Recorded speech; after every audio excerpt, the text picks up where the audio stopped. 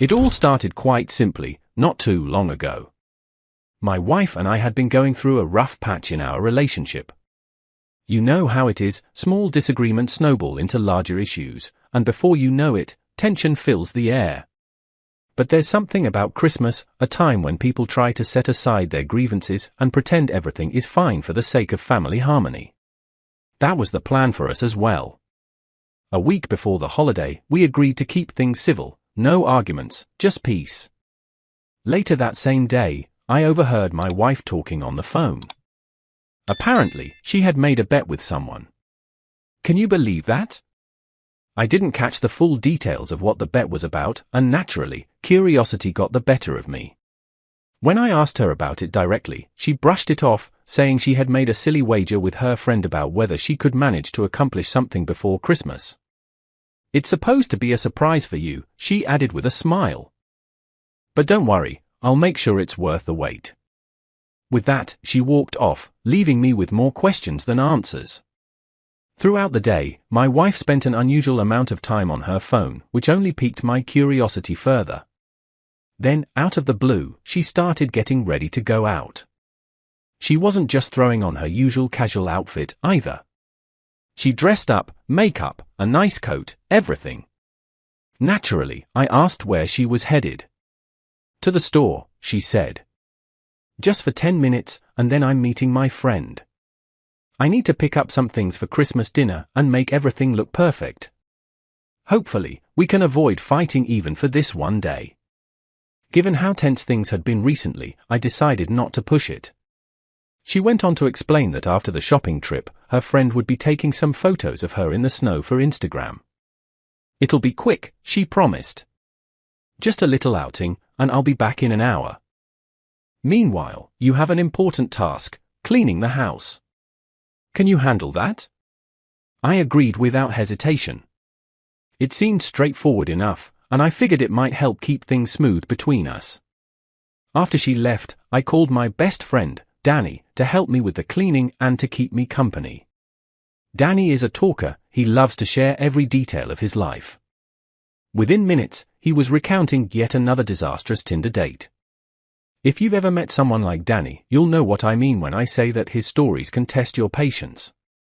Still, it was a distraction from scrubbing floors and dusting shelves, so I let him ramble on.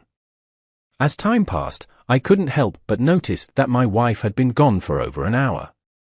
When I checked the fridge, I realized we were out of milk, so I decided to text her. No response. That's when I started to wonder what was taking so long. 2 hours later, she finally returned home, her coat dusted with snow and her arms full of shopping bags. I started unloading the groceries and quickly noticed something odd. The bags didn't contain half the items she had planned to buy. Stranger still, I caught a faint whiff of men's cologne on her. It wasn't overpowering, but it was noticeable enough to make me pause. I decided to approach the situation calmly. Why did you say you'd be gone for an hour and end up taking 2? I asked. She sighed and explained that the store had been packed with people, with long lines at every register. On top of that, her friend had been late. To prove her point, she played me a voice message from her friend, who was frantically complaining about not being able to find the right outfit for their snowy photo session. It all sounded plausible. Okay, but why didn't you get everything on your list? I pressed further. She rolled her eyes and explained that the shelves were practically empty. You wouldn't believe how chaotic it was, she said. I almost got into a fight with an older woman over the last bottle of champagne. To back up her story, she pulled out her phone and showed me a video her friend had recorded. In it, my wife could be seen squaring off with the woman, jokingly suggesting they settle the matter with a snowball fight. I couldn't help but laugh at the absurdity of it all. But there was still the matter of the cologne. One last thing, I said. Why do you smell like men's cologne? She seemed genuinely puzzled for a moment before explaining. Apparently, she had been trying to reach a pineapple on a high shelf when a man had offered to help. He must have just bathed in that stuff, she said with a shrug. I probably brushed against him while he was handing it to me. Nothing sinister, I promise. As if to change the subject, she showed me the photos her friend had taken. They were harmless enough, playful shots of her tossing snow and smiling against a wintry backdrop.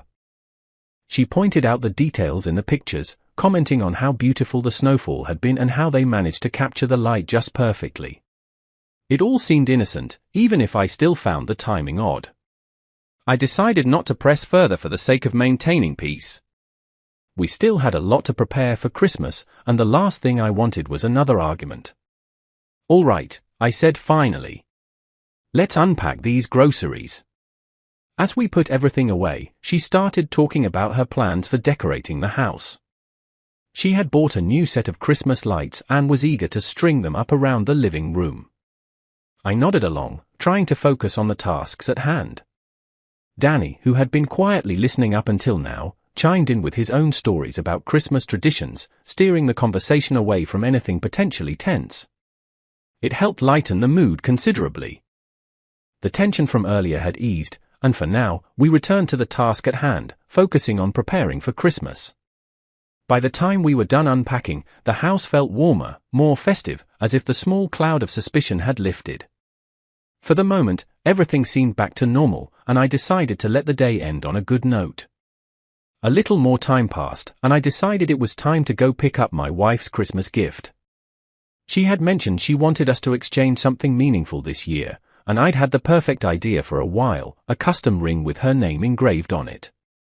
She'd once said how cool it would be to have matching rings, so in a way, it was a gift for both of us. It had taken weeks to be made, but when I finally saw it, it was perfect, exactly as I'd imagined. As I prepared to leave, my wife mentioned she'd be heading out as well. We had 2 cars, so that wasn't an issue. However, she insisted on taking a different route. "No peeking at what I'm up to," she joked. I didn't mind, if anything, her excitement about Christmas made me feel more relaxed. I paid for the ring, picked it up, and drove home feeling pretty pleased with myself. When I got there, though, she still wasn't back. I texted her to say I'd gotten her gift. She replied almost instantly, saying she was thrilled but needed more time because her gift for me wasn't going to be something simple like socks. "You're going to love it.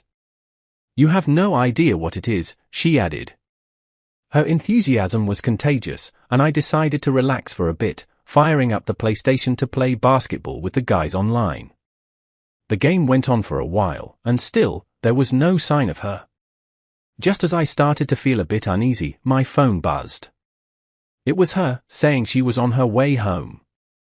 I wrapped up the game and decided to make coffee for her arrival. About 30 minutes later, I heard the front door open. She walked in carrying a sizable wrap box. "Wow, that's impressive," I said, eyeing the box. "Don't even think about opening it before Christmas," she warned with a smile. "Don't worry," I replied. "I'm not a kid." She laughed. "Sure you're not." Then she paused, rubbing her shoulders.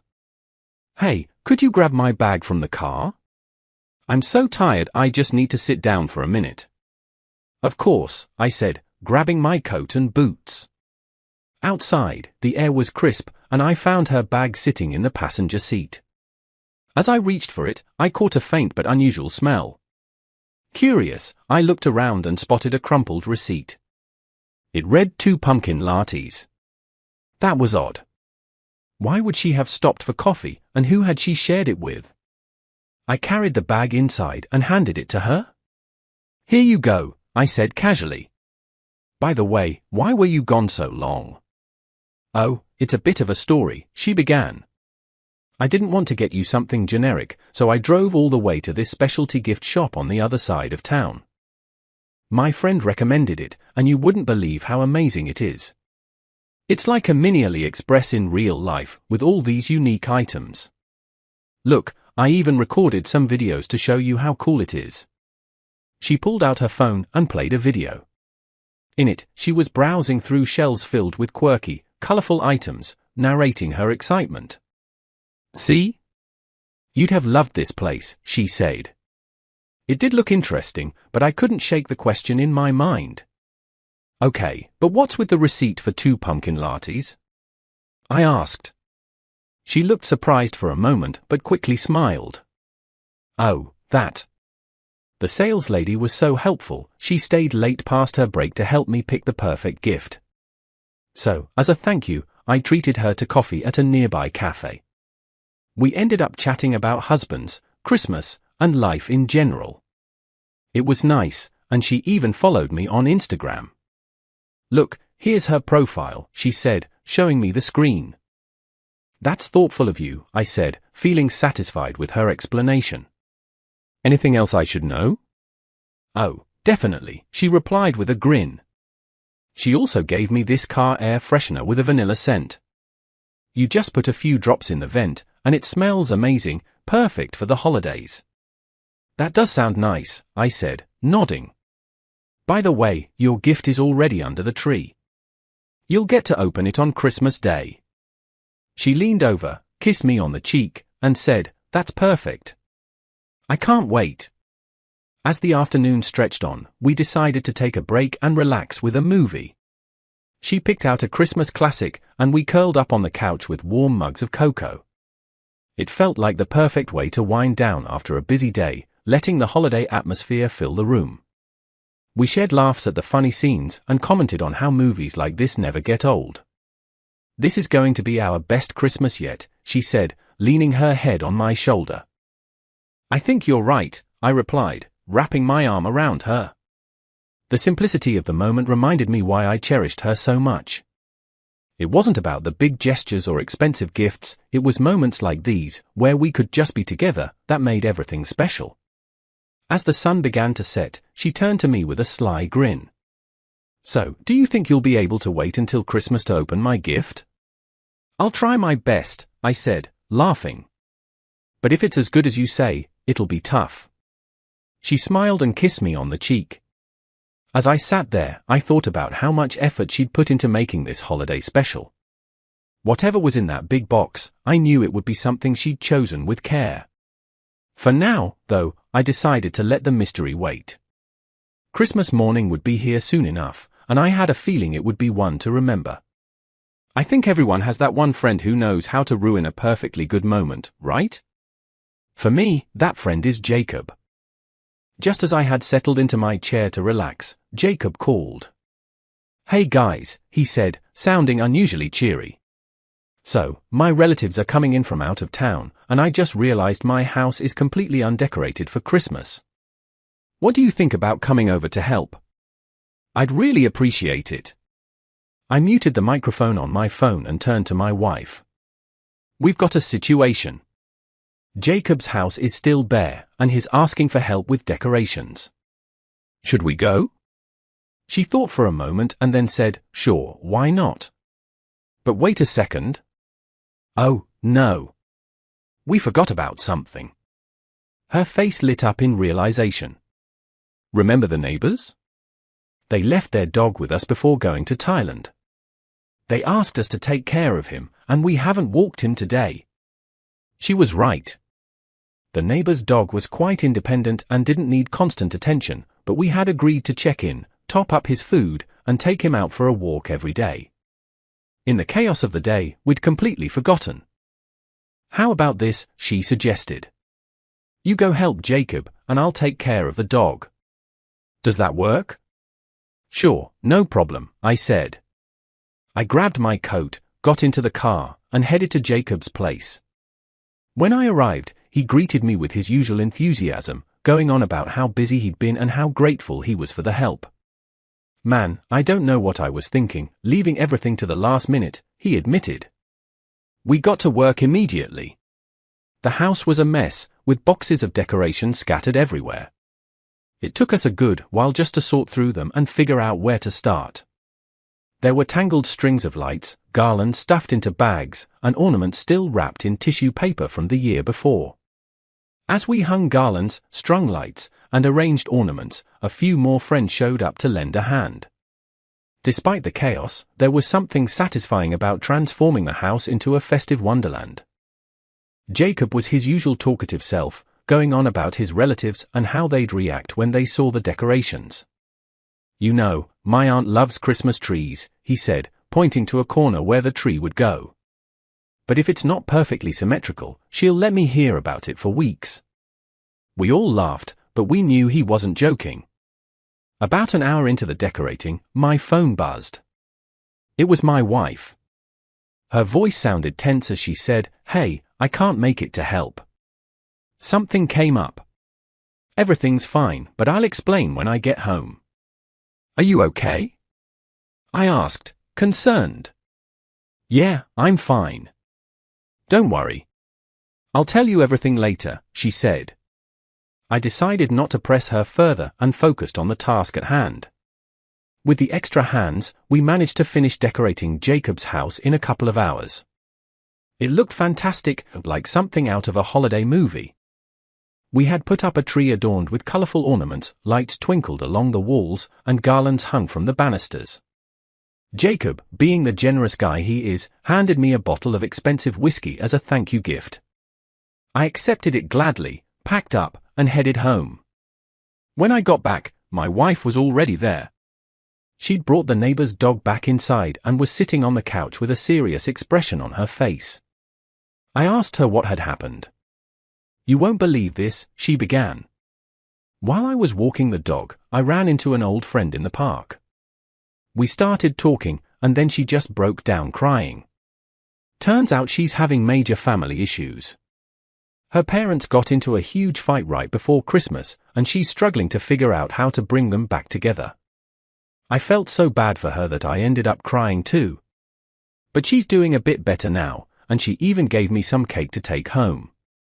She gestured toward the kitchen. "I brought a couple of slices for us." "That's really thoughtful of her," I said. "Did you invite her over?" "I thought about it," she said, "but I remembered this is our Christmas. I wanted to keep it just for us." She paused, then brightened up. "Oh, and you have to see the photos I took of the dog playing in the snow. He was having the best time ever." My wife loved taking pictures, and this was no exception. She showed me a series of shots of the dog rolling around, jumping, and burying his nose in the snow. They were adorable, and her excitement was contagious. We spent a few minutes scrolling through the photos, laughing at the dog's antics. She described how the dog had found a pile of fresh snow and acted like it was the greatest thing in the world, diving into it face first and wagging his tail like crazy. Still, as the evening wound down, I couldn't shake the feeling that the day had been unusually eventful. Between Jacob's last-minute decoration panic, my wife's unexpected encounter in the park, and everything else that had happened, it felt like we'd crammed a week's worth of activity into a single day. Every time I thought about how the day had started so simply, I couldn't help but marvel at how much had happened. And believe me, you won't believe what happened next. The morning of Christmas arrived, and my wife woke me up with a bright smile on her face. "Hey, let's save opening our gifts for tonight when it's just the two of us," she said. Still half asleep, I nodded, not entirely sure what she was planning. Then she added, "Don't forget, we have a very important task to do today." I blinked a few times, trying to process what she was talking about. "What task?" I mumbled, my brain not quite awake yet. "We need to deliver the gifts to our friends," she reminded me. Suddenly, it clicked. Every year, we gave small presents to our close friends and made a point of dropping them off on Christmas morning. "Ah, right. I almost forgot," I said, shaking off the last remnants of sleep. My wife immediately started getting ready, heading to the bathroom to do her makeup. I, on the other hand, saw no point in going to such lengths.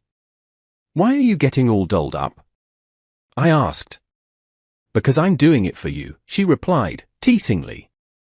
"Later tonight, we'll be spending time together, just the two of us. Don't you want me to look my best?" I chuckled and said, "Fair enough. Do what you've got to do." Still, I decided to freshen up myself. I trimmed my beard, put on a festive shirt, and dabbed on some cologne. By the time I was done, she was nearly finished as well, running around the house in a flurry of activity, trying to find the perfect dress for the occasion. When she finally settled on a gorgeous outfit, we loaded the car with the pile of wrapped gifts we'd prepared and headed out. The morning air was crisp but not too cold, and the streets were quiet, the kind of calm you only experience on Christmas morning. Our first few stops went smoothly. We would knock on the door, exchange warm greetings, hand over the gifts, and stay just long enough to spread some cheer before heading to the next house. Everyone was so welcoming, and the joy in their faces made the effort of delivering the gifts worth it. As we made our rounds, my wife's cheerful energy was contagious. She kept chatting about how happy she was to see everyone so excited. "It's moments like these that make Christmas special," she said, and I couldn't agree more. Finally, we arrived at our last stop. This visit was to close friends of ours who always hosted big gatherings. Sure enough, their house was already buzzing with activity. Relatives, friends, and neighbors filled every room, and the sound of laughter and holiday music spilled out into the street. As we stepped out of the car, my wife suddenly gasped. "Oh no! I forgot the gift in the car." I followed her inside while she went back to retrieve it. The moment I entered, I was greeted by our friend and his girlfriend, who ushered me into the living room. Come in, come in." "You can't just leave without saying hello to everyone," they insisted. Reluctantly, I let myself be pulled into conversations with various guests.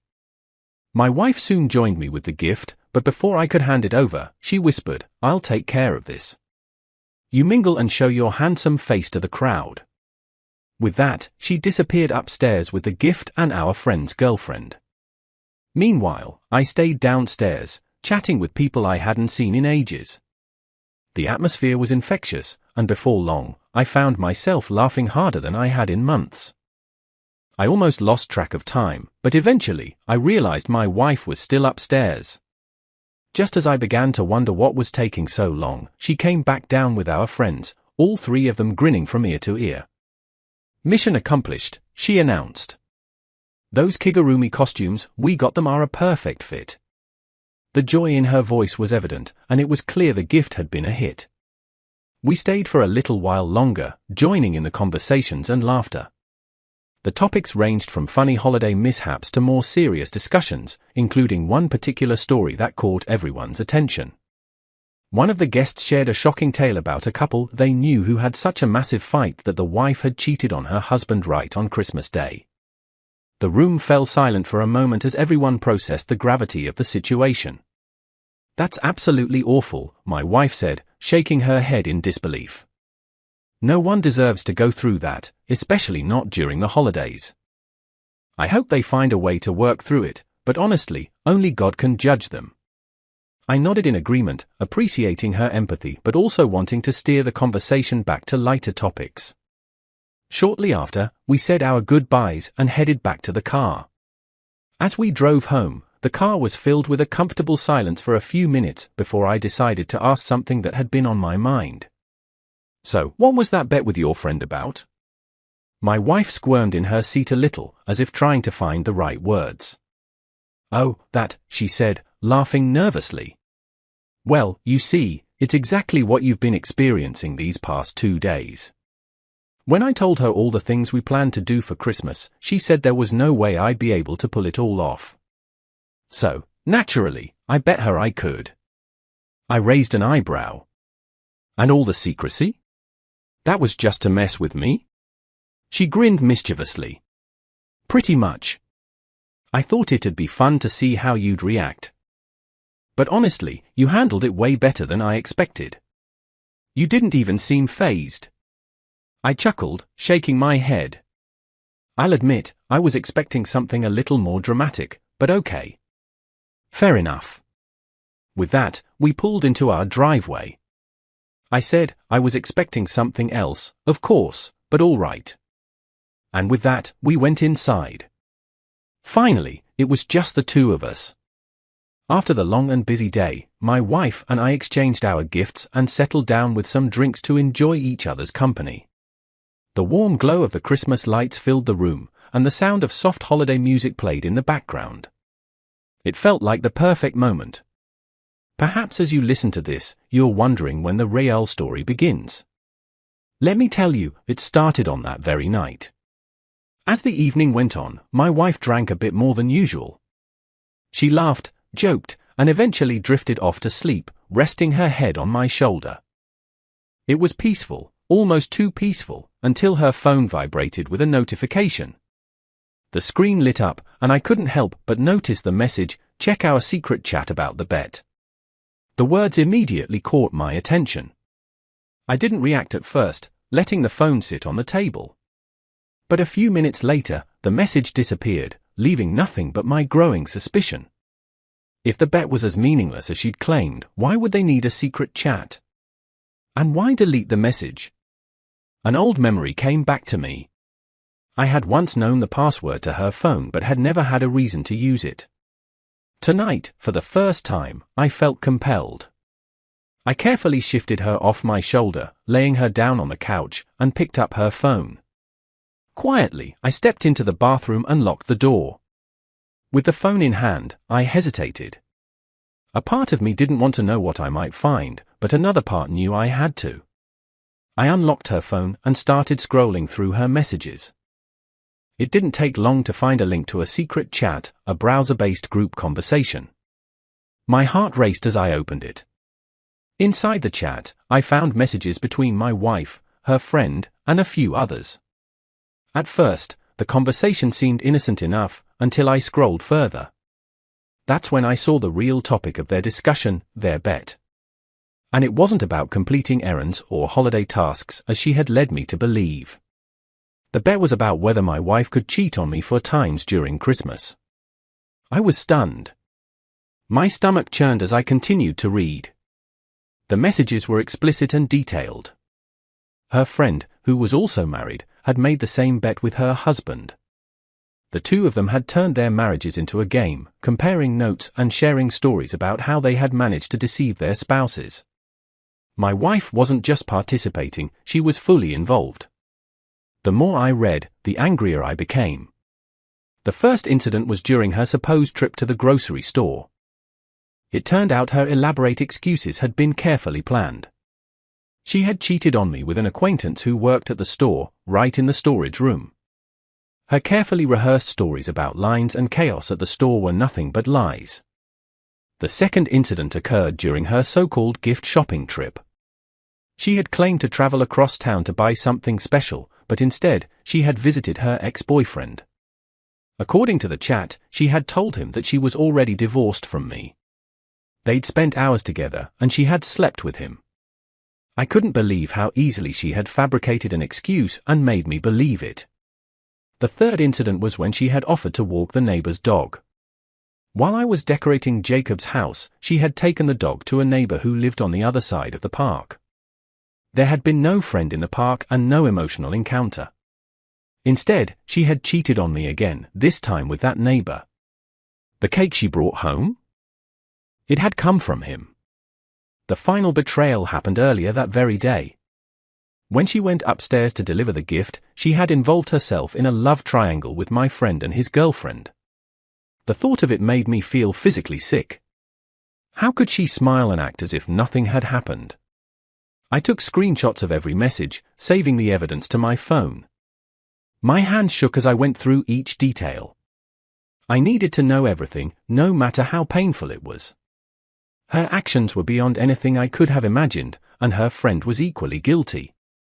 Together, they had turned what should have been a season of love and warmth into something vile and despicable.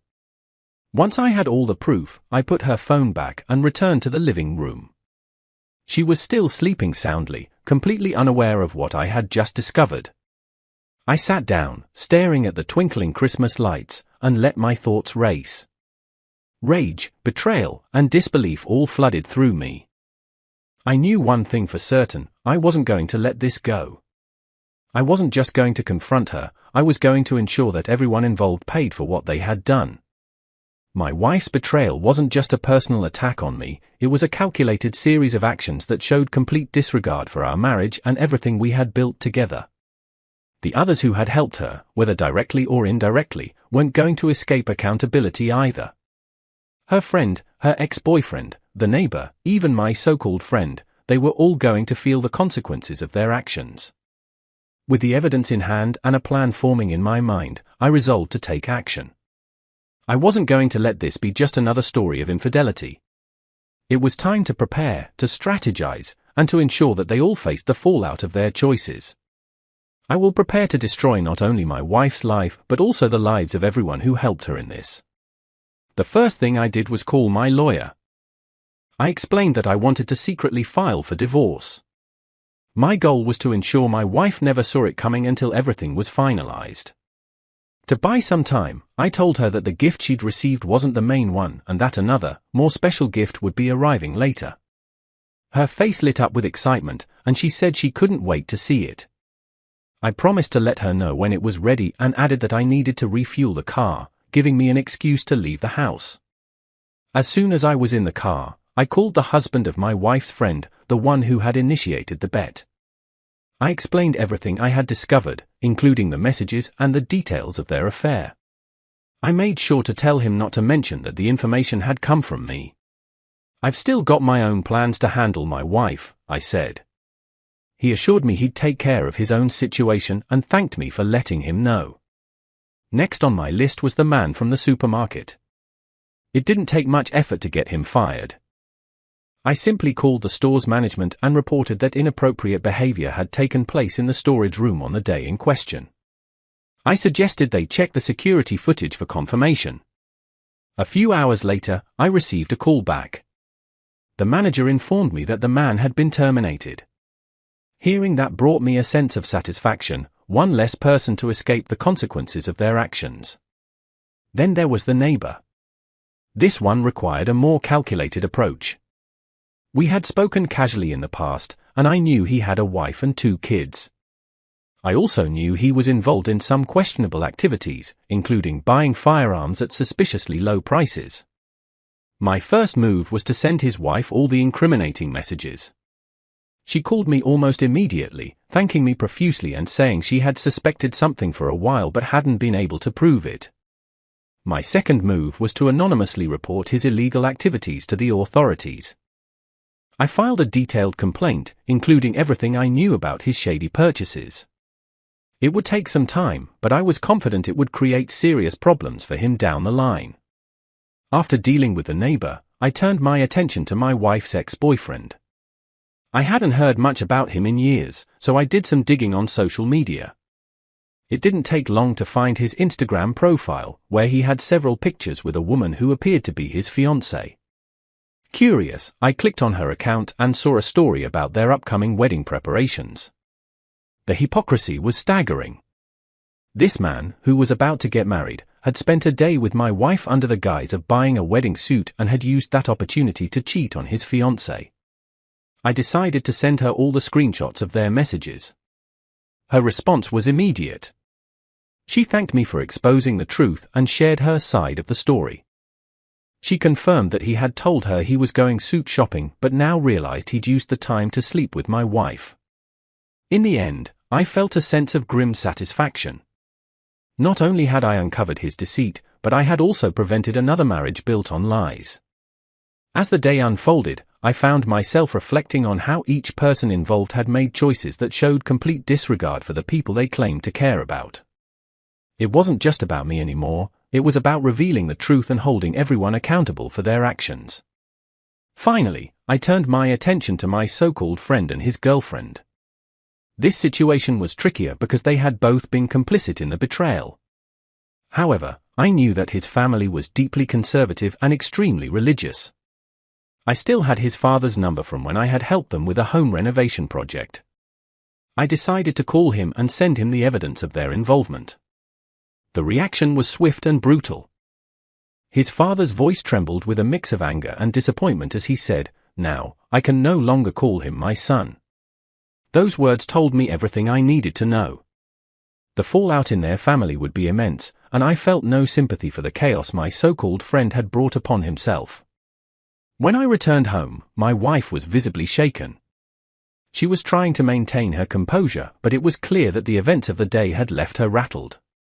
She could sense that the people she had been involved with were facing serious consequences, and it was only a matter of time before her own actions caught up with her.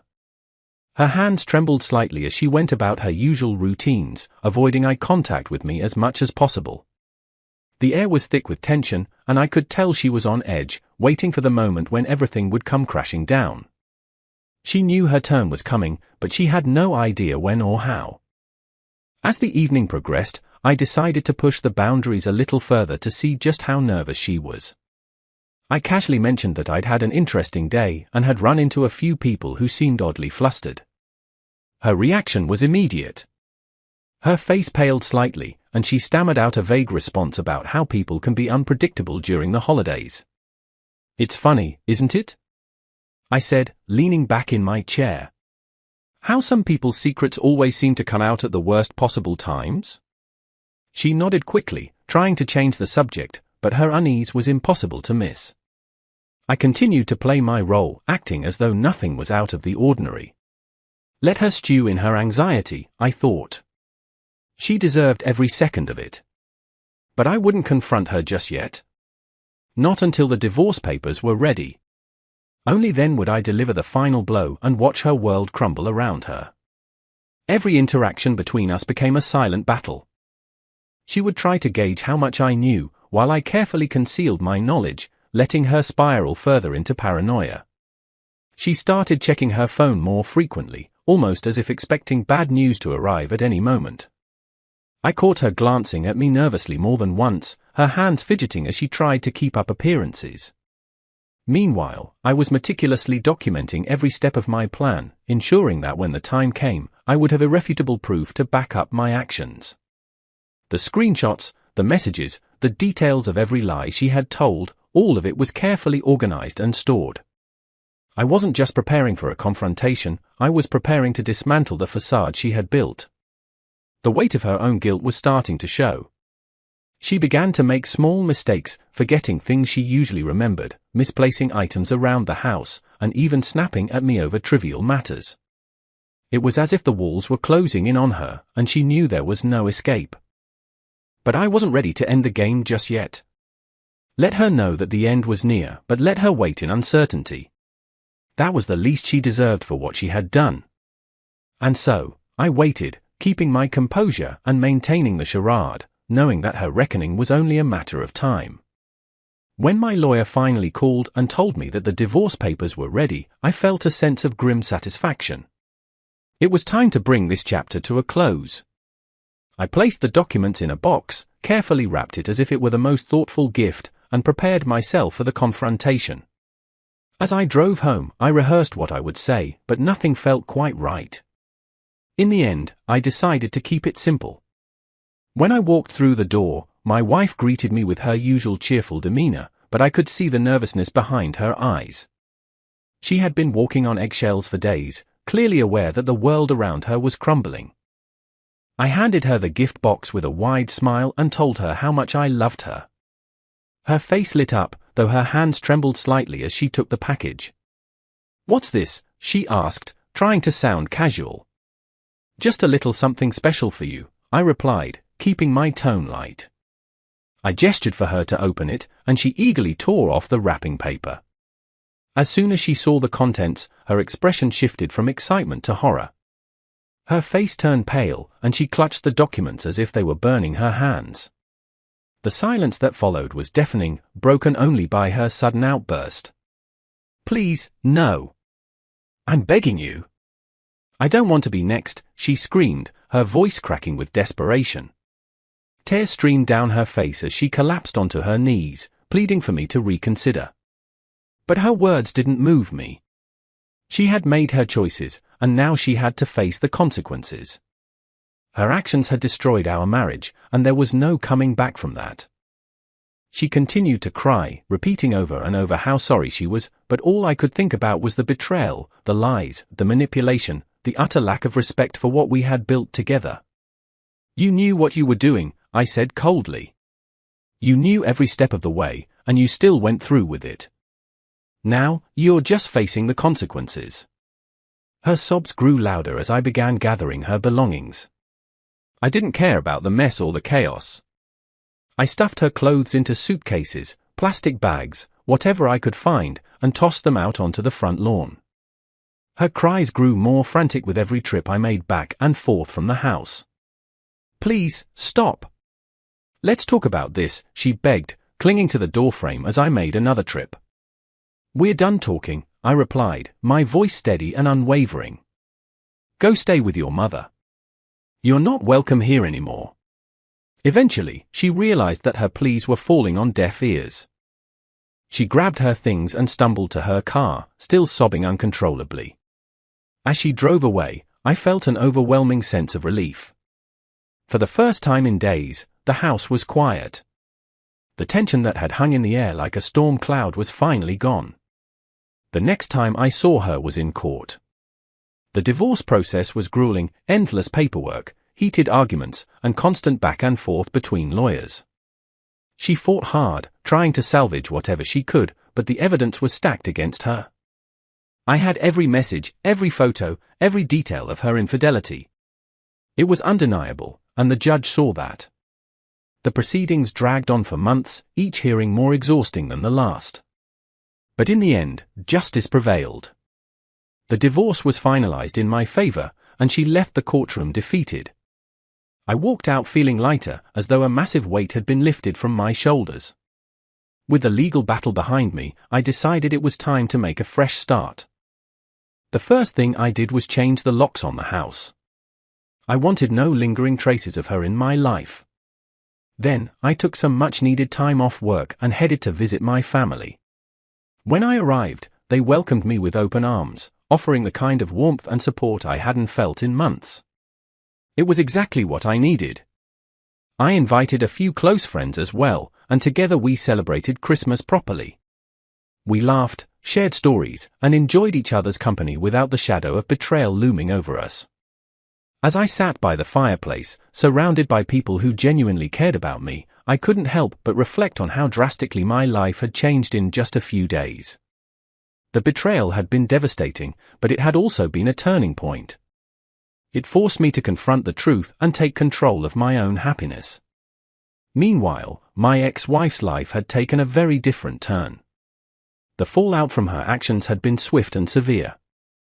Her friendships were in shambles, her reputation was tarnished, and she was left to pick up the pieces of a life she had destroyed with her own choices.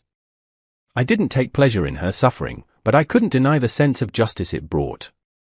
She had played a dangerous game and lost. Now, it was time for me to move forward and leave her behind. Christmas that year marked the end of one chapter and the beginning of another. It was a reminder of how quickly life can change and how important it is to value the people who truly deserve your love and trust. Surrounded by family and friends, I finally felt at peace, ready to embrace whatever the future held. As for my ex-wife, she was no longer my concern. Her actions had spoken louder than any apology ever could, and I had no intention of letting her back into my life. The road ahead was mine to walk, free from the shadows of betrayal and deceit. And with every step, I felt stronger, more confident, and more determined to build a life that was truly worth living.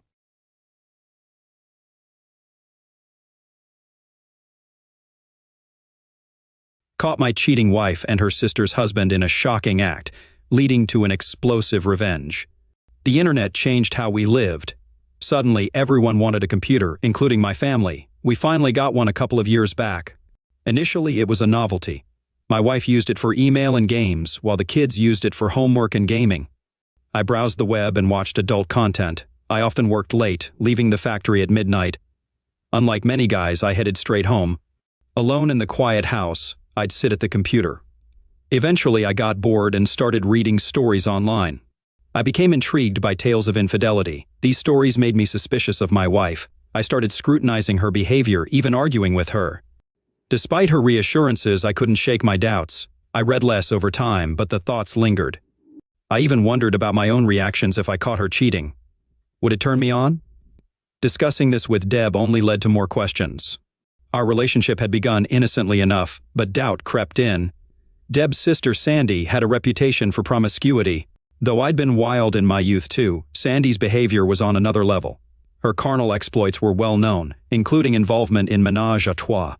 I knew Bob from work. He was a day shift supervisor who got transferred. He invited me to his wedding with Sandy, who was just as wild as him. I wasn't fond of Bob because of his behavior toward Deb.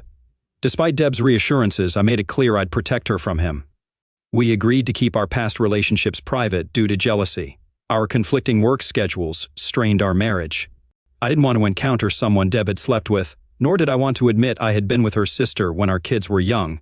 Despite our differences, we managed to get along, though we didn't see each other much. Deb asked me to fix Sandy's leaking sink, knowing Bob was useless with repairs. I promised to take care of it on my way to work. While I worked, thoughts of Sandy's lifestyle as a possible wanton lingered, fueled by Bob's revelations. Despite Sandy's advances, I joked to keep things light. She didn't tempt me enough to risk my marriage. Arriving at Sandy's house, she greeted me provocatively. As I fixed the clog caused by eggshells and potato peels, Sandy hovered nearby, emphasizing her availability. "What are you doing, Sandy?" "I want you to stop it," I said. "I'm trying to finish this job." She paused briefly, allowing me to complete the task. When I stood up, she persisted. "Are you going to sleep with me now?" "No, Sandy, I can't do that. Deb is your sister and I love her. I won't cheat on her, especially not with her sister." "Have you forgotten how it was in high school? Are you too good to sleep with me now?" "Sandy, please. I love Deb. She doesn't know about our past together unless you tell her. You're a beautiful woman. But I love Deb." "You foolish man. Either you'll sleep with me or I'll tell Deb you did it anyway. She'll believe me. After all, I'm her sister. Why are you doing this? Why hurt us? Deb is your sister and she loves you." Sandy laughed. "My innocent sister thinks she's perfect. Let's see how she reacts when I spill the truth." "Sandy, don't do this. I won't have sex with you, and I'll tell Deb about our past in school. I know she'll understand." Grabbing my tools, I declared, "I'm finished with your sink." I left in my truck, my mind racing. Would Sandy lie to Deb? At work, I tried calling Deb, but she wasn't home. I left a message expressing my love and the need to talk about her sister. The day dragged on with my thoughts consumed by the impending conversation. By evening, I called home again, but no one answered. Deb had left with Sandy and Bob, leaving the kids with me. I decided to keep them overnight. "Is something wrong?" Ray asked Deb's mom. "No, it's okay. If you see her, tell her I love her, and I'll see her tonight. I have to get back to work." For me, it was one of the longest nights. I knew I had to confess about Sandy before I met Deb. Finally, my workday ended, and I headed home, bracing myself for the inevitable conversation. Pulling up to the house, I noticed Sandy's car parked in the driveway, signaling an imminent confrontation. Unlocking the door, I was met with a shocking sight: my wife, Deb, Bob, and Sandy in compromising positions. Anger surged through me as chaos erupted. Waking up in the hospital, I found Patrolman G. Andrews by my side, explaining the events that had led to my injury. Confusion clouded my mind as I tried to make sense of the situation. "I see you're conscious now. I'm Patrolman G. Andrews. Where am I? And where's my wife? What happened?" "Take it easy, Mr. Harper. You have a concussion from a blow to the head with a glass vase. There was a fight at your home, and though charges were initially considered, they've been dropped. You're lucky. It could have meant 18 months in jail." "What about the attack on me? Witnesses say you were in a scuffle with your brother-in-law when his wife intervened, hitting you with the vase to stop the fight. It was a single blow to halt the altercation. You should be grateful the charges were dismissed. Where was my wife during all this? When we arrived, she was ill from excessive drinking. According to your sister-in-law, you became upset with her, leading to a confrontation with your brother-in-law, who was trying to protect her. Your wife doesn't recall much, only that there was shouting. If the charges are dropped, why are you here? My supervisor called when you weren't home yet and instructed me to wait for your statement." "So what happened?" I asked. "I have nothing to say. I wasn't going to broadcast that I found my wife with another man. I just lay there and said nothing." "Okay, it's your call. The doctor says you'll need to stay until tomorrow. Consider yourself fortunate no charges were pressed. You're lucky, Mr. Harper." The officer departed, leaving me with a pounding headache. What now? I couldn't bear the thought of living with a cheating wife, but I needed answers. I phoned my sister to pick me up the next day. I couldn't rely on Deb, not after this. As I waited for Amy to arrive, the phone rang. It was Deb. "Should I come get you? We need to talk. Now that we're square." "Square? What are you talking about?" "You cheated with Bob and you think we're even? Amy's on her way. I just want to grab my things and go." "What do you mean leave?" "I was just evening the score for what you did," Deb retorted. "I'm not discussing this over the phone. Amy and I will come to pick up my things, and we can talk then." I hung up and waited for Amy. She arrived shortly and drove to my house. I asked her to wait in the car to avoid any conflict. Knocking on the door, Deb answered. I inquired about the kids, and she mentioned they were at her mom's. Beginning the conversation, I addressed her response to my message. "Did you listen to my voicemail?" "Yes, Sandy claimed you coerced her into having sex." "How could you?" "I didn't do that. That's why I left the message. I went to fix her plumbing and she made advances. I refused, but she persisted, threatening to lie to you about us. I don't believe you. She wouldn't lie to me. She's envious of our marriage and wanted to break us apart. Letting Bob sleep with you was part of their swinging lifestyle. They got what they wanted and our marriage suffered. No, that's false. I did it for revenge. You assaulted my sister, so I slept with Bob to even the score. Sandy even knew physical details about you, like your uncircumcised state and the mole on your upper thigh. Your sister is promiscuous. She knew because I was involved with her in high school, like many others. I kept it from you because I liked you and didn't want to jeopardize our relationship. Then you said we should bury our past. I'm unsure what to believe. Sandy is my sister, and you're my husband. Instead of asking me, you let Bob, did you really think raping your sister would fix things? You must have wanted him badly to believe them. But Sandy's claims, I don't care what your sister says. It's not just about Bob. It's about you not trusting me enough to discuss the accusations. If I had assaulted her, why didn't she report it? She didn't want to cause a family scandal. But she had no qualms about involving the police last night. She didn't cry assault because it didn't happen. You can believe whoever, but this marriage is over. Why would you want to be with a rapist? No, you desired Bob and used me as an excuse. That's not true. I love you. Look up love. It doesn't involve sleeping with others. I'll grab my things now and see you next week for the rest. I'm consulting a lawyer Monday to start the divorce process. Ray, hold on. This isn't how it was planned. Sandy said she forgave you and you'd forgive me. I only wanted revenge. No, you slept with Bob and your sister. I grabbed my suitcase, packing a few things. What about the kids? Tell them what you want. I'm done with this. I'll arrange visits through a lawyer, and Amy can help with the kids. I don't want to speak to you again. I left. Amy drove me to a budget motel. On the way, I told her everything. She knew I was truthful. Weeks passed. It was tough. I worked extra for expenses, found a cheap place, and ate out mostly. In the divorce, assets were split equally. Child support didn't bother me. I love my kids. I missed Deb, but I knew it was over. I attended school events, avoiding Deb's family. I saw my kids weekly. Deb called often. I listened about the kids but hung up when she brought up us. I visited Amy's for dinner and played with the kids. Sandy stuck to her story, leaving Deb torn. I had no proof. It was my word against Sandy's. Deb believed her, which hurt the most. One afternoon, the school called saying Kyle wasn't well. I fetched him and found he had a cold. I informed Deb, who taught middle school, and she said she'd come home soon. After checking Kyle's temperature, which was slightly elevated, I waited with him. An hour later, Debbie arrived. As she went to check on Kyle, the phone rang. Without thinking, I answered it was Sandy. What are you doing there? She asked. Well, look who's calling the shots. Kyle was sick, so I brought him home.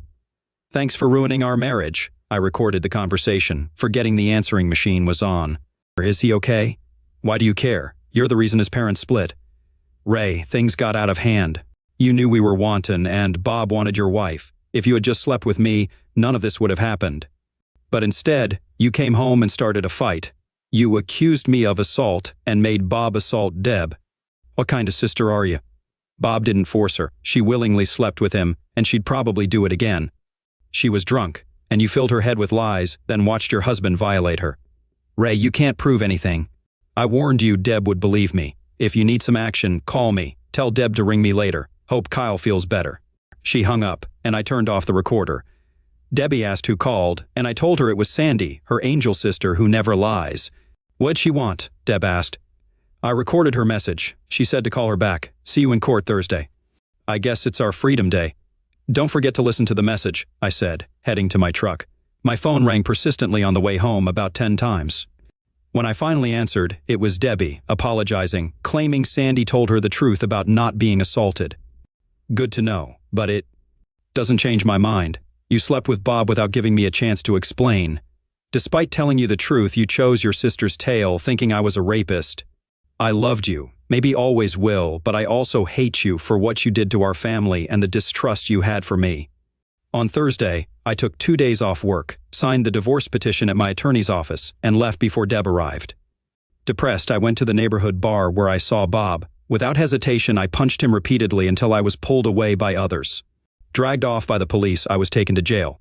I made one call, reaching out to my sister Amy.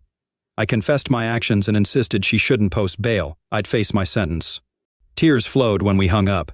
Debbie tried to visit me in prison, but I declined to see her. Nearly 2 months later, my case went to court. I pleaded guilty to assault and received a 2-year sentence, minus time served. Amy stored my belongings, informing me that Debbie was unwell and wished to see me. I refused. Deb truly loves you. Her family is furious about Sandy's accusations. Also, Debbie never showed up to sign the divorce papers, so legally you're still married, Amy informed me. Prison life was harsh, fights were routine, and I had to earn respect. My cellmate, Keeler, was a lifer with a violent past. Despite our rough start, he eventually opened up to me. Then, surprisingly, Debbie visited me one day. "What brings you here?" I questioned, feigning anger, though she looked lovely and tender. "Ray, I still love you. I've made mistakes," she confessed, offering me photos of our kids, tears streaming down her face. "I've moved on. Take care of our kids," I replied, receiving the pictures. "I didn't finalize the divorce. I'll wait for you, no matter how long," she pleaded. I felt torn. Despite her mistakes, I still loved her. Leaving her by the window, I walked back to my cell. In the kitchen, I overheard plans to confront Keeler. Without being a snitch, I informed him, hoping to save a life. The next day, unsure if Keeler believed me, I stood my ground. He assured me he'd handle it discreetly, earning my gratitude. He concealed 2 books under his shirt, shielding his kidneys. Across from him, 3 allies sat at a nearby table. As the attacker approached and lunged with a knife, Keeler remained composed. The blade struck the books, its dullness preventing penetration. Keeler's comrades subdued the assailant until guards intervened. The attacker was isolated, while Keeler resumed his meal unfazed. It was astonishing how Keeler remained composed. He confided in me regularly after the incident. Despite his tough exterior, he was a different person behind bars. Keeler inquired about my family, sharing his own story of estrangement. His daughter, Angie, remained loyal, though he protected her from prison life. He cherished her deeply, proud of her career as a lawyer. I recounted my ordeal with Sandy and Debbie to Keeler. "Do you still love her?" he asked. "Yes, but I can't forgive her," I replied. Keeler urged me not to hold on to grudges, sharing his own regrets. His words left me pondering my future upon release. Without a job or family, what would I do? The following month, Debbie visited me again, her eyes teary but smiling. She handed me drawings from the kids, portraying us as a family. "They miss you, Ray, and I miss you terribly. Can you forgive me? Can we rebuild our family? I've cut ties with Sandy and Bob. I regret not trusting you," she confessed. Doubt lingered. Would she believe me if faced with accusations again? "Deb, I want to forgive you, but it's hard. Seeing you with Bob is etched in my mind. Did you have feelings for him?" "No, I despised it. I felt sick when you walked in. I regret my actions deeply. I only want you, Ray, the father of our children," she pleaded. Weeks later, Amy visited with unsettling news. "I saw Sandy and Bob together at the house. I don't know why. I thought you should know." Confusion swirled. Had Deb lied again? I was ready to forgive, but now I doubted her honesty. I needed to understand why Deb was reconnecting with Sandy and Bob. A month later, Keeler and I spoke, and he expressed gratitude for my past help. A former lawyer, he offered to leverage his connections to potentially secure my release from parole.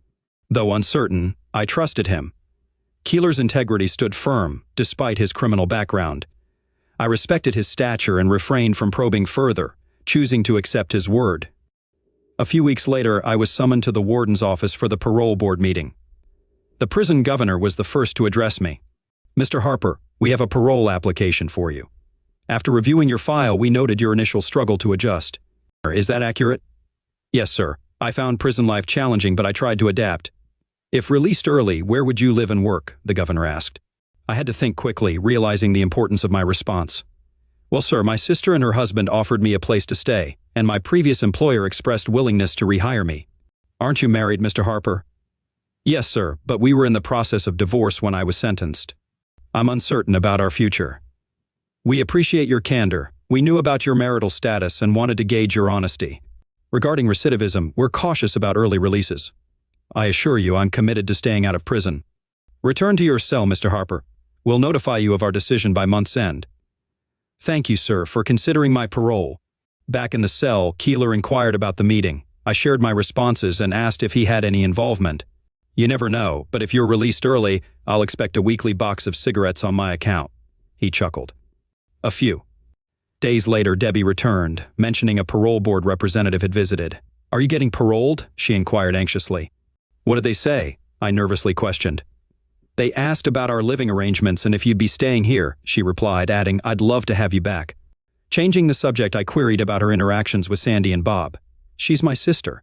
I don't see her much, she responded defensively. And Bob? I pressed.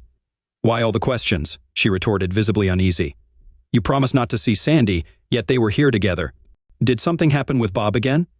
Tell him when I'm out, I'll settle things. And if you're having fun with him in the meantime, I'll deal with it, I asserted. Deb hastily exited the room, confirming my suspicions. I phoned my sister Amy, informing her of the encounter. She assured me of her support. Did the parole board contact Mr. Parker about my job? I inquired. Yes, they did. He said you could return. You were one of his top employees, she reassured. You've given me hope, I acknowledged gratefully. They mentioned I'm likely to be released next month, considering I have a place to live and a job, she added tearfully. Amy's words buoyed my spirits. I received a call informing me of my upcoming release next week. They provided the name of the lawyer handling my case and instructed me to report to the agency promptly after my release. It puzzled me why I had to meet with a lawyer instead of a parole officer. However, I learned that the law firm facilitated my release, handling paperwork, explaining my parole terms, and arranging a meeting with a parole officer. I expressed gratitude to Keeler, remembering our agreement about the cigarettes.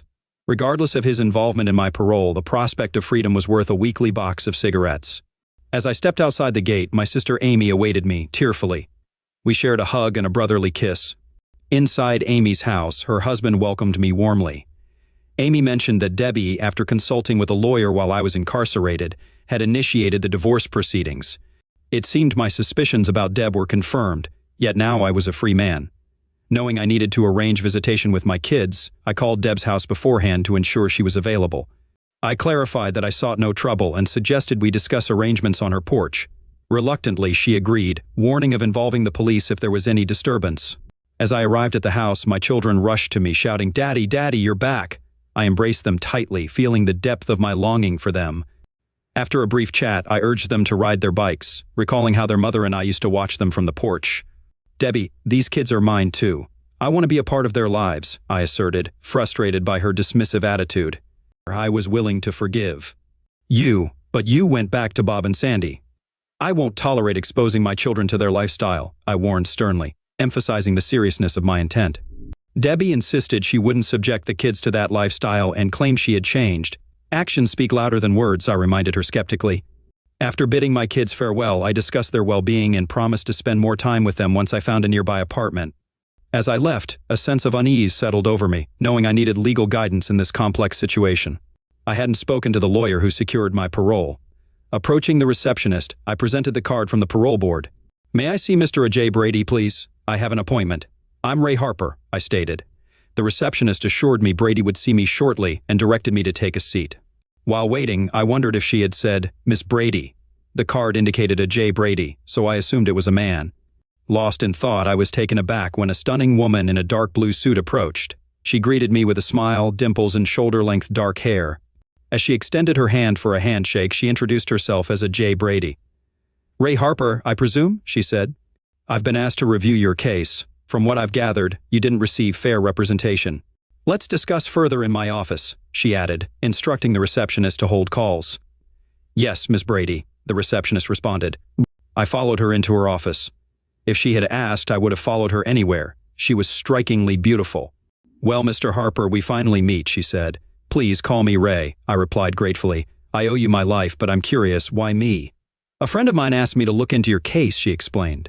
"Your lawyer failed to mention key details like your recent divorce and extenuating circumstances. I presented these to the parole board, who agreed your sentence was excessive." "Why me, Miss Brady? Who hired you? Can I call you Ajay?" I inquired.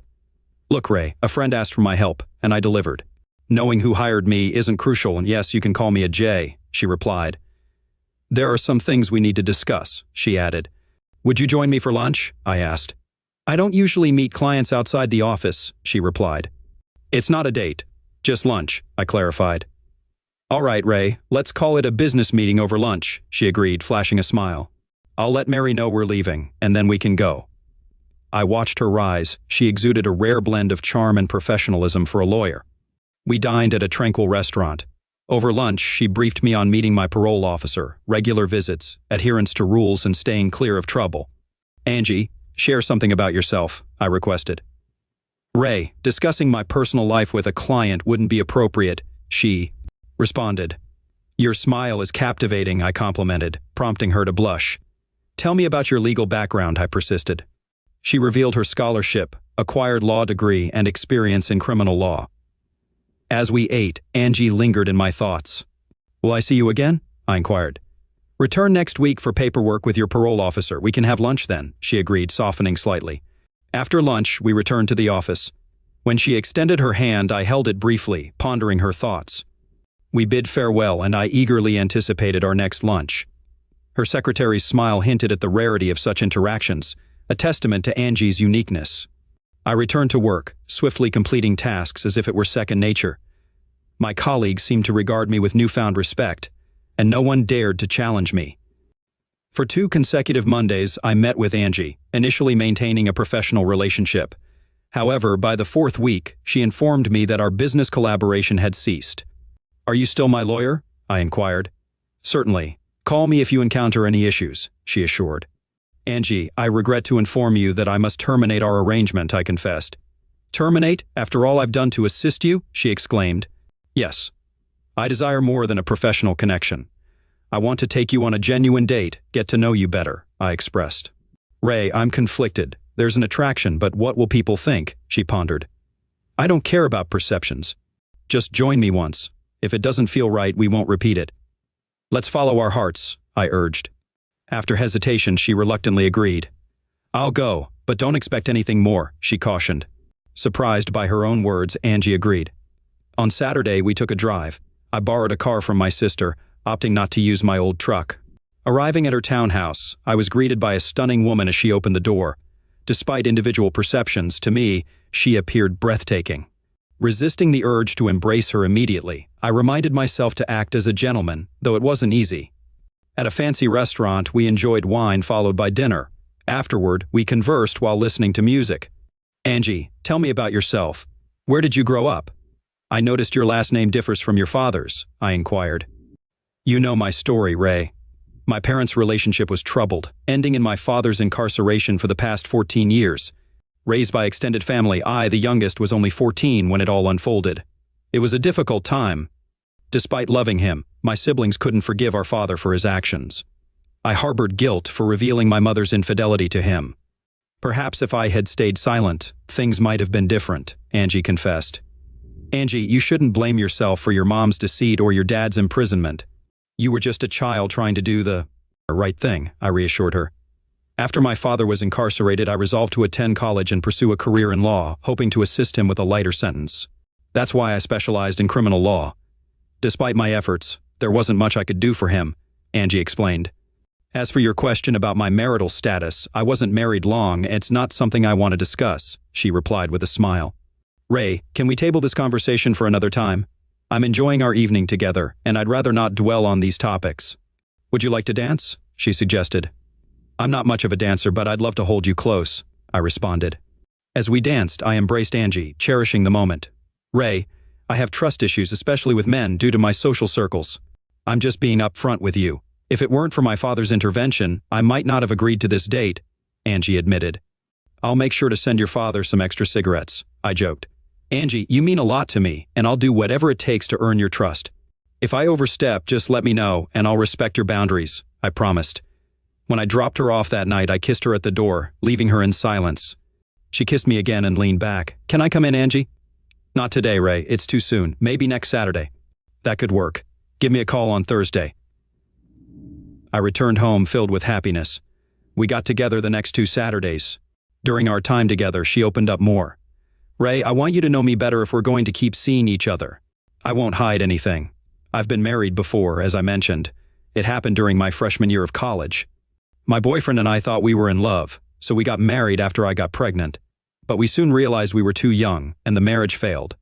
I had a miscarriage, and we ended up divorcing. I kept the last name Brady to distance myself from my maiden name, Miller, as my father insisted. I felt relieved that she trusted me with her story. She asked about my kids, expressing interest in meeting them. I had already told them about her, and my daughter was eager to meet her. Angie, would you like to join us? My sister is hosting a family barbecue next Saturday, and you're invited. It would mean a lot to me if you came. I knew it was a significant step for us. She avoided eye contact, indicating she understood the importance of this invitation.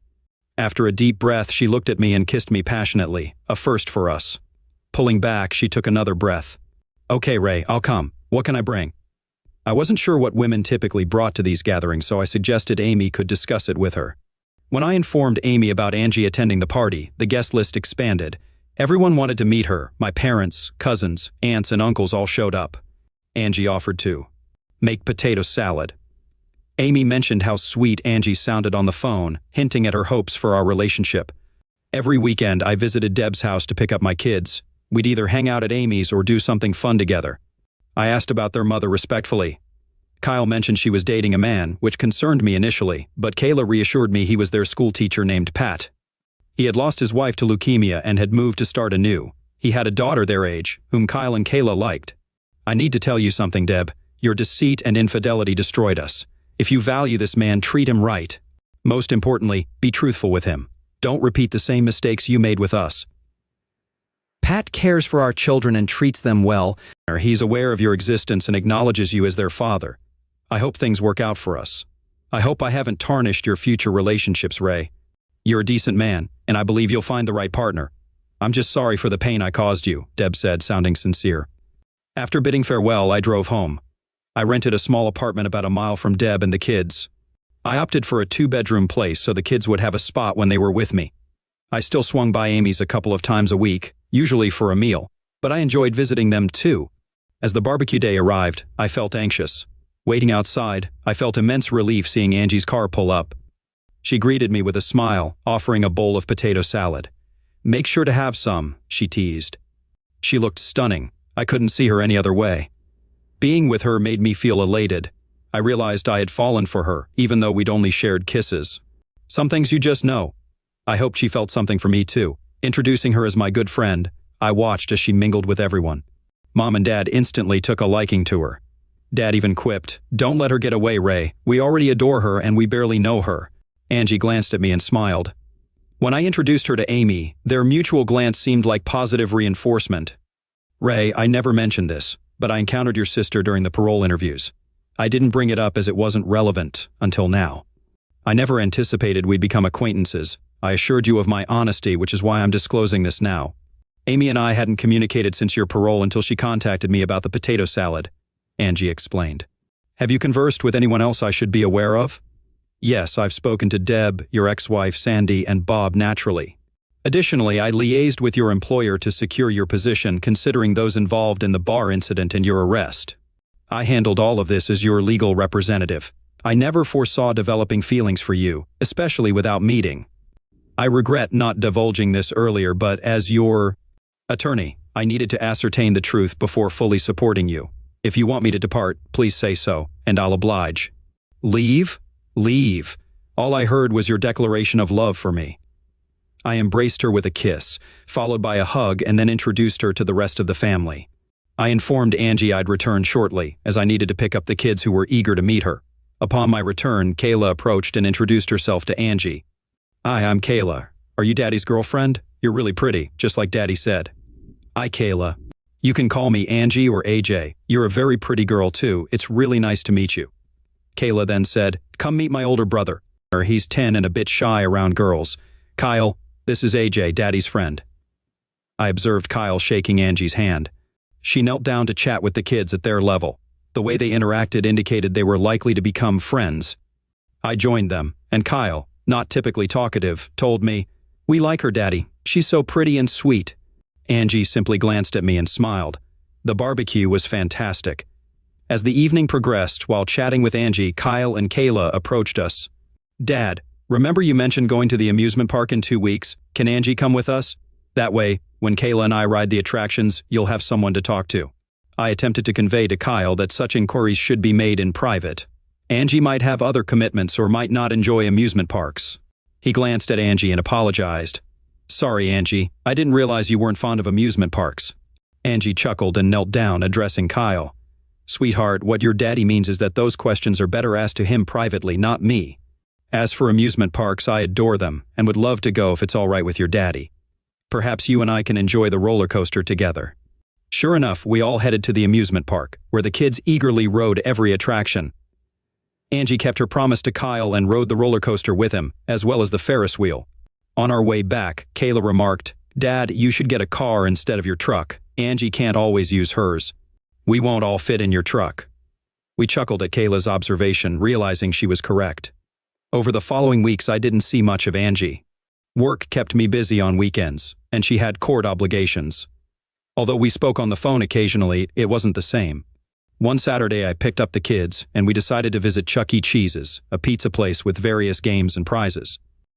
After arriving home, Kayla asked if she could invite Angie to join us. Not wanting to disappoint her, I agreed to call Angie. "Angie," I called out. "It's Ray. Kayla wanted me to give you a call. Any plans for tonight?" "Oh, hey, Ray. I was going out with some friends." "Oh, okay. Have a great time then." "Ray, you mentioned Kayla wanted to talk to me. Can you put her on the line, please?" "It's all right, Angie." "Sure, that'd be nice. Could you pass the phone to Kayla?" I could only hear one side of the conversation. "Hey, Angie. Dad's taking Kyle and me to Chuck E. Cheese's for pizza and games. We thought you might want to join us." "Yeah? Okay, I'll let him know. We miss you too. All right, bye." I felt bad for Kayla. "I'm sorry, honey, but Angie already has plans." "What do you mean, Dad?" "She said she'd be here in half an hour. She mentioned she's getting a car so she doesn't always have to use hers." "Yeah, Daddy. She said she misses us." Later that evening, after we returned from a pizza party where the kids won a bunch of stuffed animals thanks to Angie's skills at the games, I dropped them off at their mom's house. Angie expressed her desire for us to get to know each other better. We headed to my apartment and settled on the couch. "Angie, you know I care about you, right? I wouldn't be here if I didn't. I want to be engaged with you. I haven't trusted a man in a long time. All I ask is for you to be gentle and caring. I don't want to feel used. I want to feel loved." We began on the couch and eventually moved to the bedroom, indulging in whatever pleased us. I pampered her feet with massages, licked whipped cream off her stomach, and explored every sensation. We spent hours caressing, massaging, and expressing our love. Holding her in my arms after making love was when I felt most content. It was comforting to cuddle and feel her close to me, something I hadn't experienced in a long while. She ended up staying the entire night. I rose before her and prepared French toast for us. Emerging from the bedroom, she wore one of my t-shirts, which looked particularly fetching on her. I couldn't help but express my admiration for how wonderful she looked, even in the morning. After a quick shower, we sat down to talk. "Angie, what do you envision for our future? You know how much I love you, and my children and family adore you. What are your thoughts on what comes next?" "Ray, I feel like I'm sounding like a lawyer. We've only known each other for a few months, and last night was our first time making love.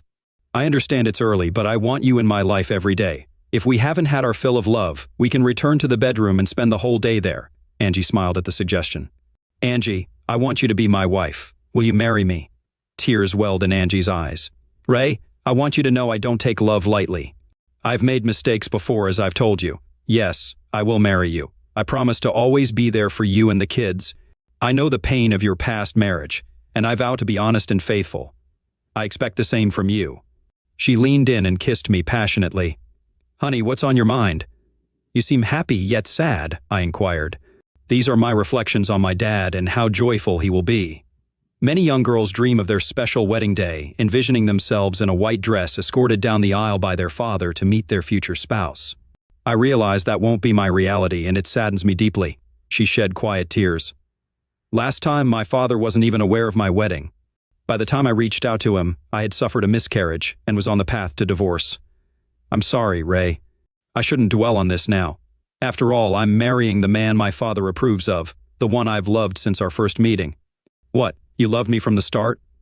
"I've wanted you since I laid eyes on you, but I guess you already knew that," I remarked, surprised. She gave me a sweet smile and asked when I wanted to set the date. I responded that it was entirely up to her. We both agreed it should happen as soon as possible. I asked if I could start spreading the news, and she said she would do the same. We just needed to settle on a date. We settled on 2 months from then. For the next few days, I was elated. I shared the news with Amy and her husband, Kenny, who were thrilled for us. I needed to inform the kids. I called their home and connected with them both through the console so I could share the news simultaneously. They both exclaimed their happiness and expressed their fondness for Angie. I assured them it was happening in a couple of months, and that they were among the first to know. When I entered Angie's office, her secretary Mary congratulated me. She informed me that Angie had already spread the news, invited everyone to the wedding reception. Mary then called Angie and beckoned me in. Angie was waiting, tears silently streaming down her face. "What's wrong, Angie?" I called the prison, spoke to the warden, and requested a day's leave for my dad to attend our wedding. He informed me that my dad is prohibited from leaving the prison under any circumstances. His life sentence is final. He expressed regret but said there was nothing he could do. "I'm deeply sorry, Angie. I understand how much your father's presence means to you." "It's deteriorating, Ray. Despite being in remission, Dad's cancer has resurfaced. He has 3 to 6 months left." Tears welled in her eyes, and I enveloped her in my arms. "Why, Lord? Why put her through this? She's a good soul." My heart ached for her. "Angie, I've been buying cigarettes for your dad since I got out. It was a deal between us, I'm sorry." "It's not your fault. Dad doesn't smoke anymore. He uses the packs sent to him to trade with other inmates." "You didn't cause his cancer," Angie assured. An idea sparked in my mind, but I hesitated to share it with Angie, not wanting to extinguish her hope. I kissed her goodbye, promising to see her the next day. I skipped work and headed to the prison to meet Keeler and the warden. Keeler greeted me with a smile. "You take care of my girl, Ray. Just make her happy. She deserves better than what life's thrown her way." I pitched my idea to Keeler, met with initial resistance, but eventually secured his agreement, pending the warden's approval. I bid him farewell, heading to the warden's office. The warden welcomed me. "Well, Ray, I see you're staying composed and getting hitched. Sorry about Keeler, but as a lifer, we can't release him for his daughter's wedding." "Warden, are you fully in charge here, making most decisions? What's your angle, Ray? Can we hold the wedding on the prison premises? Use the chapel, and Keeler can walk his daughter down the aisle." You want to marry here in prison just so her father can attend? "Is that it?" "Yes, sir. She hasn't seen him in over 14 years, and he's nearing the end of the road. We only need the chapel for the ceremony. I know weddings have happened here before." "All right, Ray. I'll arrange it. Keep it small. You can invite 3 guests besides yourselves. Let Keeler bring some fellow inmates. You'll need a prison attendant." I expressed gratitude to the warden and hurried back to Keeler. "Dave," I called him by name, and he chuckled. The warden greenlighted the plan. "I'm off to tell Angie." "Thanks, Dave. It means the world to her." He smiled. "Ray, jot down this number," Keeler said, handing me a note. I noted it down for Angie. "When you visit the bank, ask Angie to bring her birth certificate. The account is registered under her maiden name," Keeler instructed. I expressed sympathy for Dave's illness. "Just look after my little girl. That's all I ask," he responded. Returning to Angie's office, she noticed my smile and inquired, "What's happening?" "You don't mind getting married in prison, do you?" I questioned. What's this about, Ray?" I recounted my conversation with the warden, mentioning that her father would be permitted to walk her down the aisle. Tears of joy welled up in her eyes. "God, I love you, Ray." I informed her about the safety deposit box, and we proceeded to inspect its contents. "I'm Angelina Juanita Miller, and I'd like to access my safety deposit box," Angie informed the attendant, who examined her birth certificate. He escorted us to the safe deposit box, unlocked it, and exited the room. The first thing we noticed was a note from her father. "Dear Angie, if you're opening this box, it means you're either getting married or I've already passed away. I hope it's the former. In the little box is your mother's engagement ring. I know everyone wondered where it went, but I put it here for safekeeping. I want you to have it and wear it with pride. Your mother had her faults, but she loved you, and I know she would want you to have her wedding ring. There are also bonds here totaling over $115,000 that will help pay for your wedding. I formalized them before I was sent away. When you see your brother and sister, tell them there's a box for each of them too. If they haven't gotten theirs yet, only yours has a ring in it. Congratulations, and always be honest with your husband. With love, Daddy." Angie and I discussed our wedding plans, opting to invite her brother Brad and sister Lisa, along with my sister Amy. We planned to extend invitations to family and friends for the reception scheduled shortly after the ceremony. Angie and Amy dedicated the following month to preparing for the event, though it incurred additional expenses due to the short notice. However, I was determined to fulfill as much of Angie's dream as possible. Amy volunteered to capture the event with her digital camera. We visited Angie's siblings, where she introduced me to them. They clarified that while they didn't harbor animosity toward their father, they disapproved of his actions. Angie explained the significance of the wedding and the circumstances surrounding it, leading Brad and Lisa to tears upon learning of their father's terminal condition. After agreeing to attend, Angie provided them with their bank deposit box numbers, revealing their father's unexpected provisions. On the wedding day, Angie and I drove to the prison together, accompanied by Amy and her husband, who waited in the car. Upon our arrival, I arranged for a suit for Keeler, delivered by a guard, while I donned a rented tuxedo. Amy assisted Angie with her wedding attire in another room, as Angie preferred I not see her until the ceremony. Inside the chapel, I awaited Angie's entrance, alongside Brad and Lisa, who would serve as my best man and Angie's maid of honor, respectively. A prisoner played the piano, setting a solemn atmosphere, while additional prisoners, friends of Keeler, Dave, were seated. The warden, accompanied by the priest, announced refreshments after the ceremony, displaying unexpected kindness. As "Here Comes the Bride" filled the chapel, everyone rose to their feet. Angie entered, escorted by her father, tears streaming down both their faces. Angie's wish had been granted. Her father would walk her down the aisle on her wedding day. Once they reached the front, the audience took their seats, leaving only the small wedding party standing. Another guard entered and shut the door. The priest inquired, "Who presents this woman to marry this man?" "Yes, sir," Dave responded proudly before taking his seat. "Angelina Juanita Miller Brady, do you accept Raymond Michael Harper as your husband?" the priest asked, proceeding with the ceremony. He posed the same question to me. We both solemnly affirmed our commitment to love and cherish each other from that day forward. After exchanging vows, I kissed the bride. Angie then embraced and kissed her father. We adjourned to an adjoining room to chat briefly and partake in cake and punch provided by the warden. Brad and Lisa approached their father, embracing him for the first time in nearly 15 years.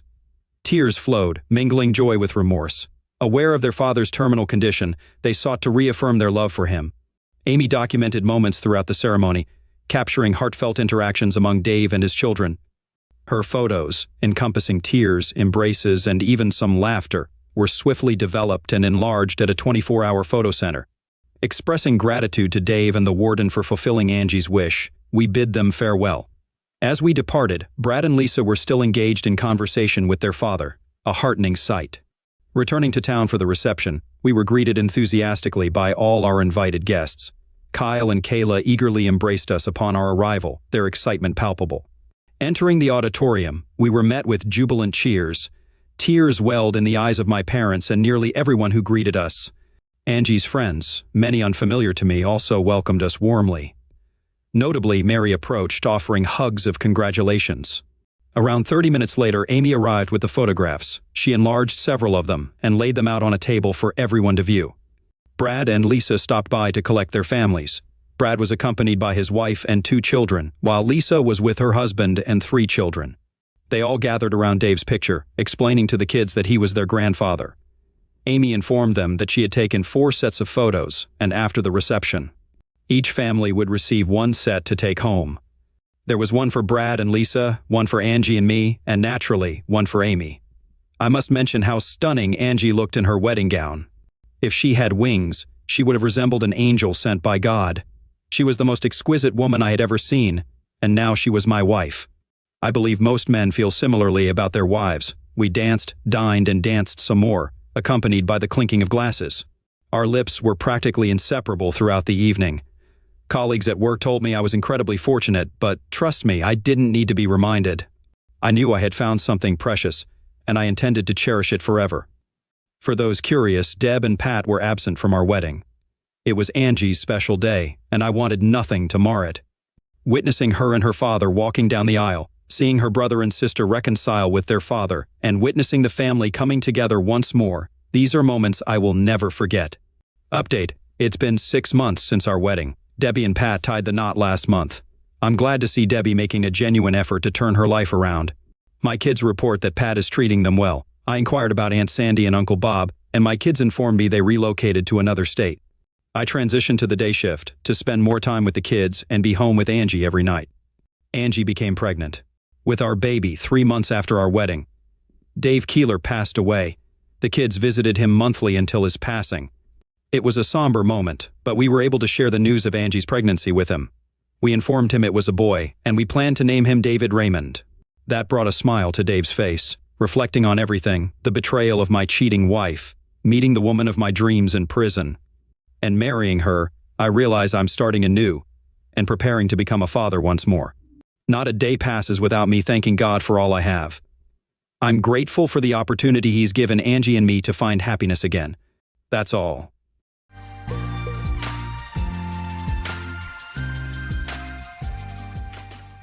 Life's unexpected twists and turns can make that happen. To those who stayed in touch, I appreciate it. There isn't enough time for the love you send. Seasons change, and so have I. You don't need to wonder why there's no time left. No time left for you. Picture a typical family. I'm the father, Trevor Fruiton, a 45-year-old guy with a receding hairline, in decent shape, but no six-pack abs.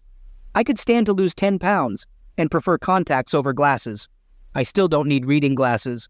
The mother of the family, Michela, is also 45 and has a slight tummy and a well-rounded figure, a look I prefer. She's an average woman, not strikingly beautiful or ugly, who wears glasses and insists on her full name. Then there's our 21-year-old daughter, Allie, a smart college senior who's gained some weight since her high school volleyball days. She's fiercely independent and vocal about women's rights, though she still relies on us. I'm the only one working, and finances have been tight. I didn't want Allie burdened with student debt, so she lives at home. But that doesn't mean Michela or Allie don't enjoy nice things. I drive an old F-150, while they have fancy luxury cars. Our home has little equity, and they funded their lifestyle with home equity loans. Our neighborhood is like many suburban areas, with occasional block parties. We're not particularly close to our neighbors, except for the neighbors next door, whose daughter Sally is Allie's best friend. After Allie started college, I felt lost. We had spent so much time together, and now there was a void. Even my volunteer work didn't seem to help, so one night I asked her if she was happy. I inquired, "Michela, are you happy?" She replied, "Happy with what?" I continued, "Your life. You've pulled away from me and lost your spark. I miss the time we used to spend with Allie. I guess I'm bored.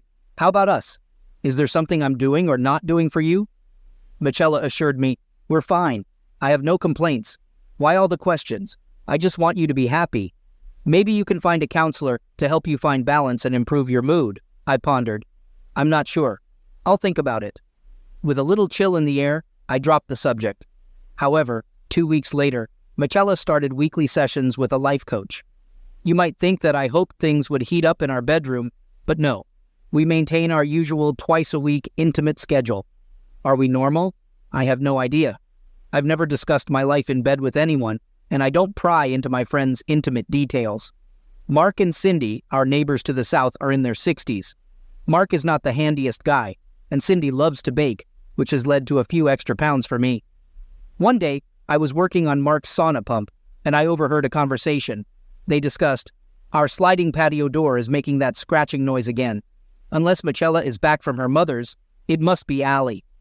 Haven't seen him in a while, so I'm sitting in the backyard gazebo. I overheard Allie's conversation. She mentioned, he's inside somewhere. His car is still here. I couldn't believe my ears as I heard her say, "God, Mom, you're outdated. Give Max a try. Sally says he's a wild one, and make sure you're satisfied." Maybe this is what you need to spice things up in the bedroom. You've been complaining to our daughter about our love life. That's just not right. I know you should think about it. By the way, Dad told me he's going hunting next weekend. I'll have Jeff invite Max over. He might be scrawny, but he's into you. Sally also mentioned that his size is just right for some fun. I was fuming, thinking, so my daughter is trying to set Michela up with Jeff's friend? You don't have to do anything, but since you've never tried anything like that, consider experimenting with Max.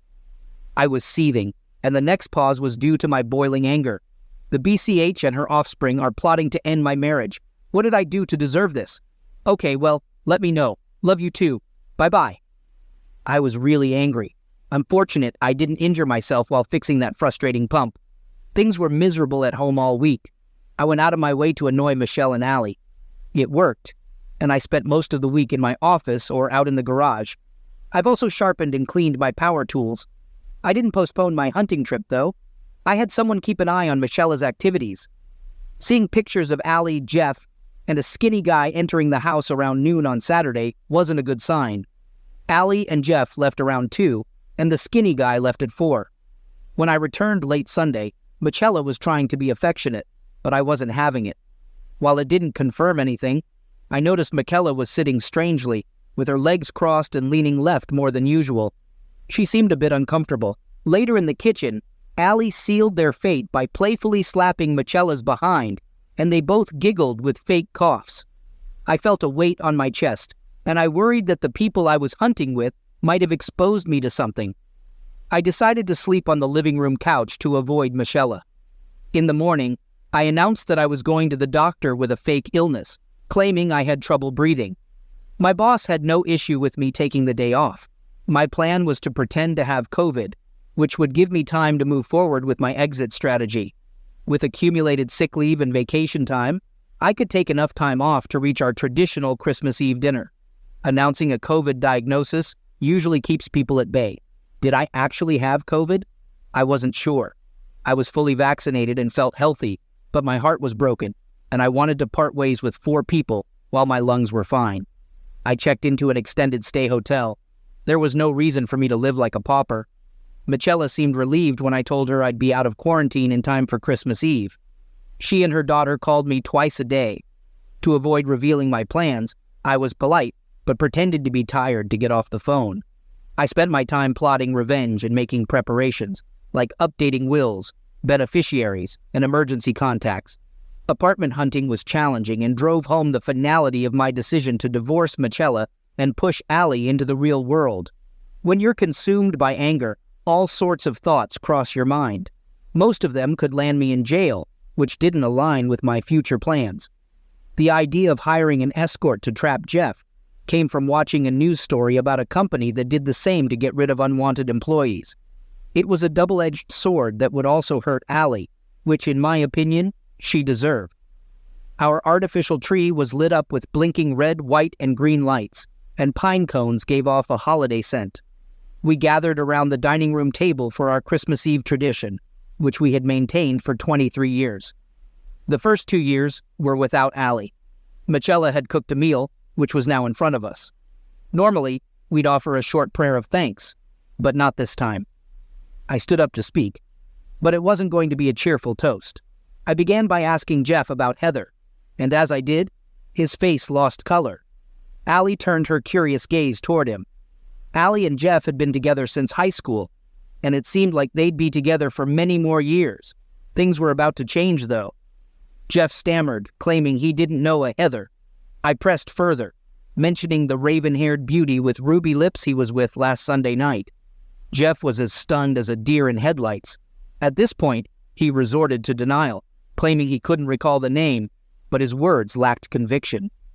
I confronted him with an audio clip from my cell phone, where a voice could be heard saying, "OCK, Heather, you're awesome, don't stop. God, I'm CM again." After turning off the recording, it was clear that the voice was Jeff's. Allie went into a rage, accusing him of deception and demanding that he leave. Before Jeff could get up, I stood behind him and pushed him back into his chair. Jeff and I prevented Allie from attacking him. I instructed Michelle to take our daughter into the other room and calm her down, explaining that I and Junior were going to have a talk. Michelle escorted Allie out of the dining room and into the kitchen. It wasn't done quietly, as Allie's string of 4-letter words echoed off the walls. It only took a few minutes to explain to Jeff how things would unfold. He was to warn Max to stay far away from me, or Max would deeply regret his existence as a man.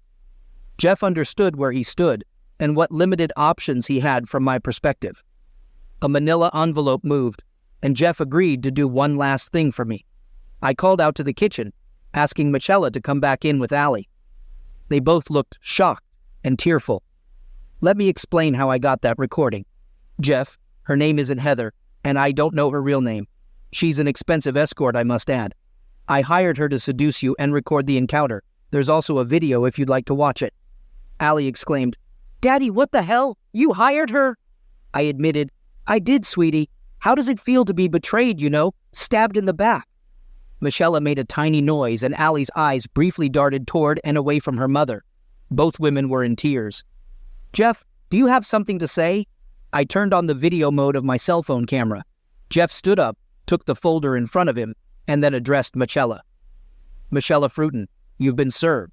As he handed the folder to Michelle, I wasn't sure if she would vomit or faint. She would likely do one or the other shortly after regaining her composure. The pine cones couldn't compete with the impact of Jeff handing Michelle divorce papers.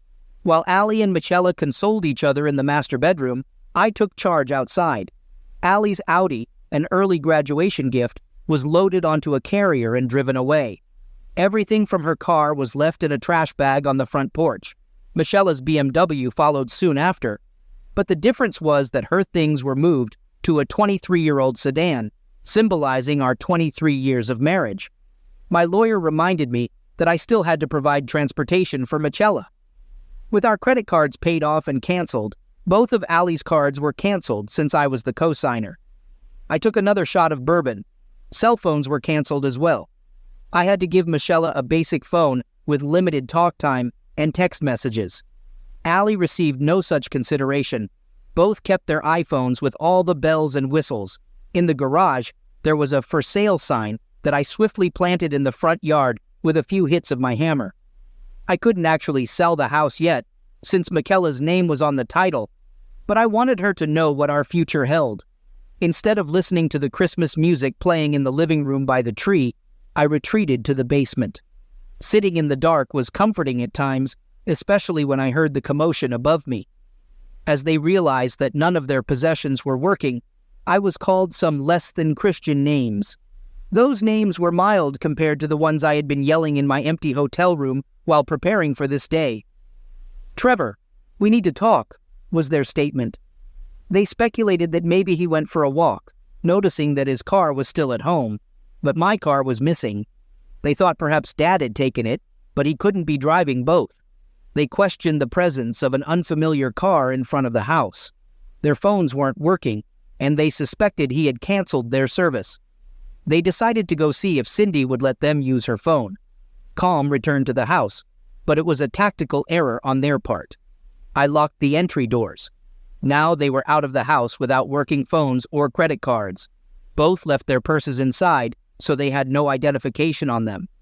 I felt no remorse when I shredded their driver's licenses. It may be petty, but I'm sure it will cause them discomfort as they try to rebuild their lives.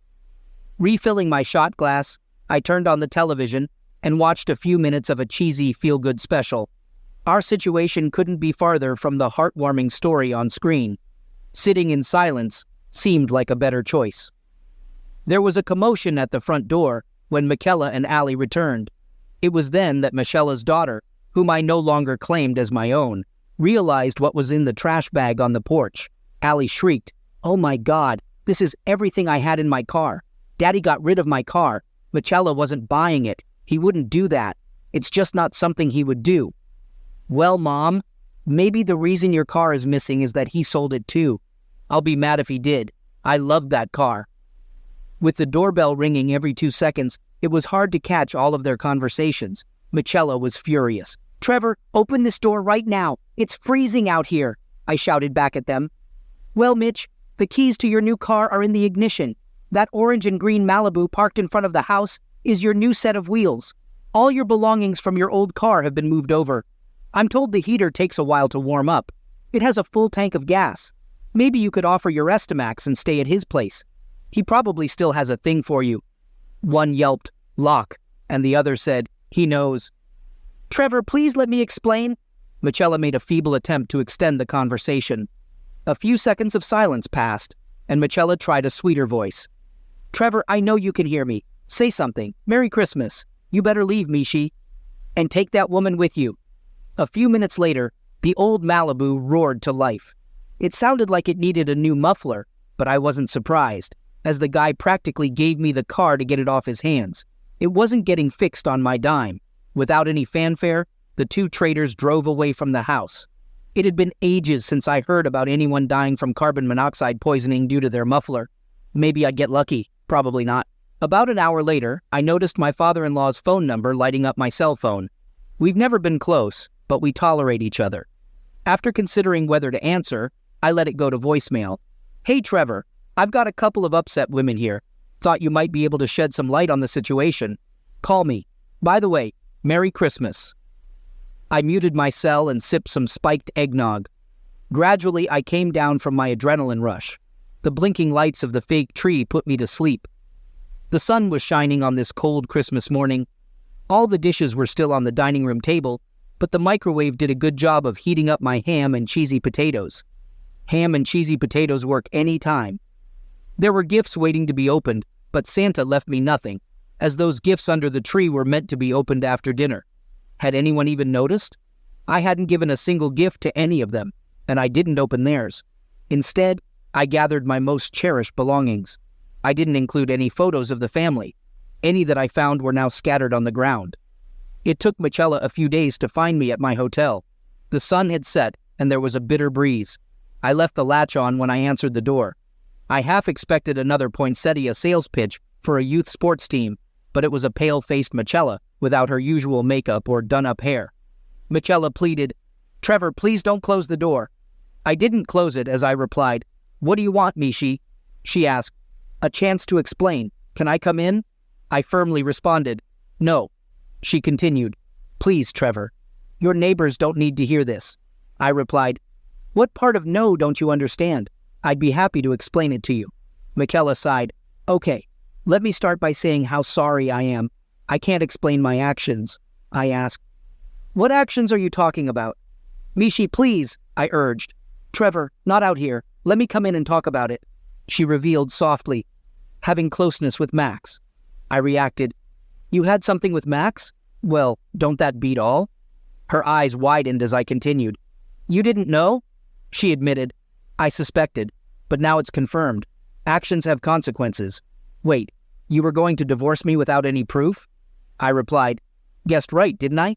Have you found an attorney yet?" She responded, "I'm working on it, but we don't need a divorce. I'll do anything you want to save our marriage."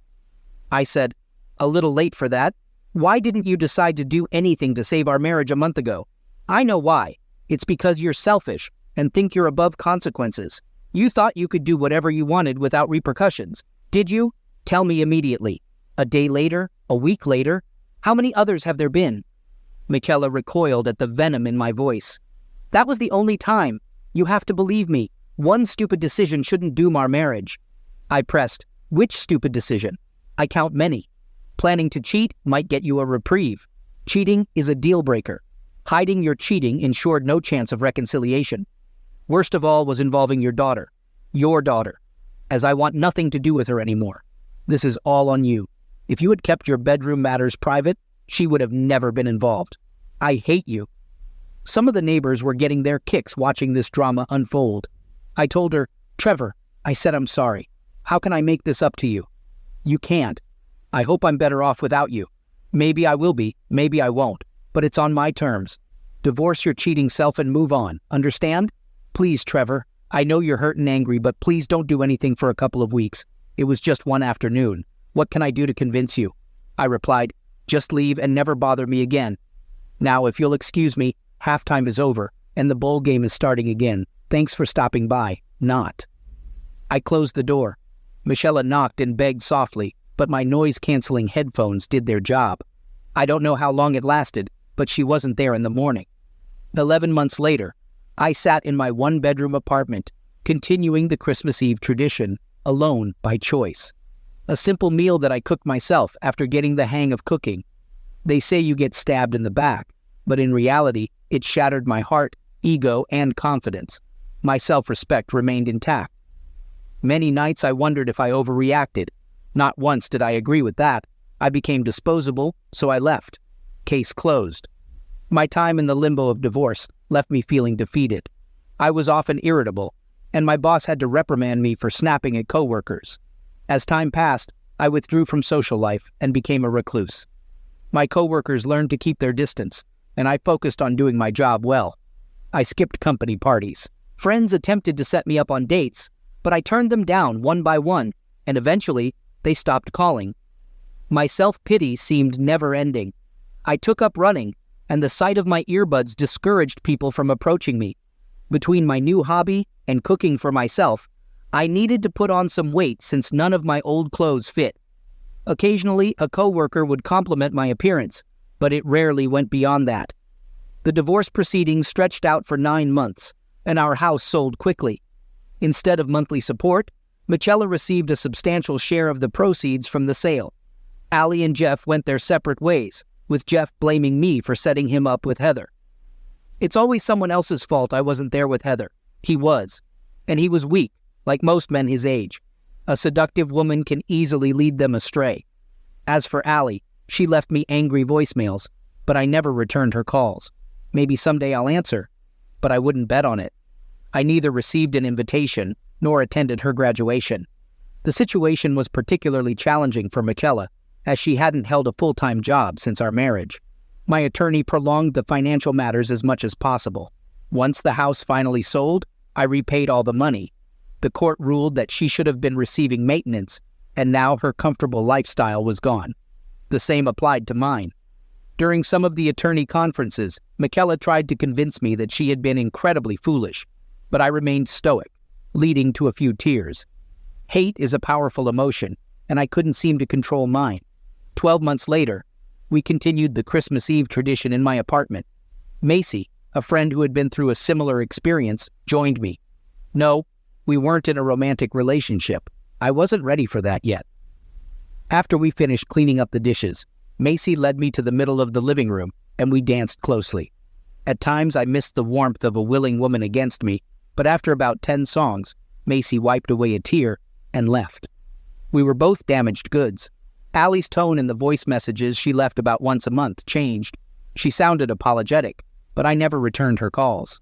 My mother accidentally revealed that Michaela had moved in with someone new. I was surprised that my reaction was mostly indifference. I started making small talk with people again. Former coworkers avoided me, and new ones thought I was weird.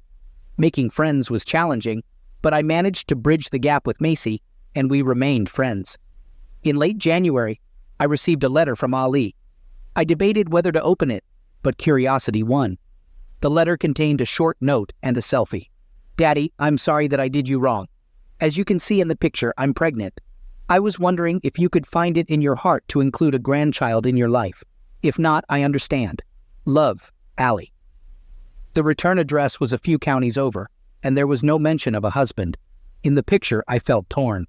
I resented what she had done to my life, but I had always wanted grandchildren. It would be a few weeks before I responded. In the meantime, Macy and I parted ways. We both knew we were only there for each other to lean on. She decided to move far away and start over. With a few lingering hugs, she left my life. To keep from going crazy, I took up pickleball at the rec center. It's similar to tennis, but with different rules. Eventually, I played with people of similar abilities, which felt like junior high school. During one game, I accidentally hit Shannon, one of the players, and her friends teased her, suggesting I should kiss it to make it better. I blew her some kisses, and as we were heading out, she asked if I could buy her a soft drink. She said I was very quiet and shy. We walked to a nearby Jamba Juice and continued chatting. We learned about each other, and Shannon was a great conversationalist, unlike me. She eventually asked if I was seeing someone, and I admitted I wasn't, and I wasn't sure if I ever would again. Shannon inquired about my previous relationship. Did she die or leave you? I responded, she cheated on me, and I either couldn't or wouldn't accept it. It's been a few years, and well, I guess I'm not over it. Shannon then asked, what about you? Are you dating anyone? I replied, no one. She seemed surprised. Really? I elaborated, I go on dates, but that's about it. When was the last time you went on a date? Shannon shared, well, I haven't been on a proper date since we separated. I've had people over for dinner, but that's it. I asked, when did your marriage end? She told me, that was December, 26 months ago. Pretty sad, isn't it? I reassured her, not really. When I was dumped for a younger woman, it took me a couple of years to regain the confidence to try again. This entire conversation was making my palms sweaty. Shannon noticed. Let's change the subject, I suggested. Why did you start playing pickleball? Shannon explained, my self-pity was getting tiresome, so I thought I needed something new to do. I shared, that's how I got into it too. My friends convinced me, and I've come to enjoy it. How about you? Shannon said, yeah, I got a paddle, and playing is helping me come out of my shell. Well, I have to run. See you tomorrow. I'm playing at 4 p.m. I replied, sure, nice chatting with you, Shannon. She offered some encouragement. You too, Trevor. Hang in there. Things will only get better. That evening, I felt good enough about myself to respond to Ali. Ali, I'm willing to try. You and I will never be close, but I'd like to at least meet my grandchild. Please let me know when the time is right. Under no circumstances will I be in the same room as your mother, Mr. Fruden. As Ali showed in the selfie, I estimated a May or June delivery date. I'm not sure if Allie received my response, as I haven't received another letter from her. The next day at pickleball, Shannon was quite flirtatious, as were a few other ladies. It felt good. After hitting a particularly good shot, Shannon said, "You know, Trevor, you look really good in that shirt. I bet you look even better out of it." The women giggled as my face turned red. "Funny you should say that, Shannon. I was thinking that you looked really good in those yoga pants. I bet you'd look even better out of them, too." There was hysterical laughter as Shannon turned bright red. Then the ladies started chanting, "Take 'em off! Take 'em off! Take 'em off!" I obliged and took my shirt off. Shannon shook her head vigorously while wagging her finger at me as if I was in trouble. A few of the ladies whistled. As I put my shirt back on, Shannon mouthed, "You're terrible," at me. I blew her a kiss. After the games, there was some light-hearted banter among the ladies, with one of them joking about looking great out of yoga pants. Shannon patiently waited her turn. I engaged in a friendly conversation, and eventually, Shannon asked if I'd buy her a soft drink. I responded saying, "I was just about to ask you." Shannon playfully remarked, "Nice. Yoga pants, huh? Pretty proud of yourself, aren't you?"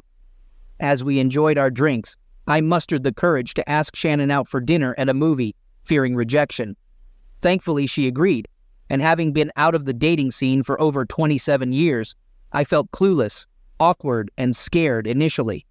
But with time, I began to relax, and my previous upbeat personality started to emerge. After several dates, Shannon suggested I spend the night. One evening, Shannon surprised me with a personal question. She asked, "Who were you thinking of when we were intimate?" I had to pause and appreciate you. I wondered what you saw in a person like me.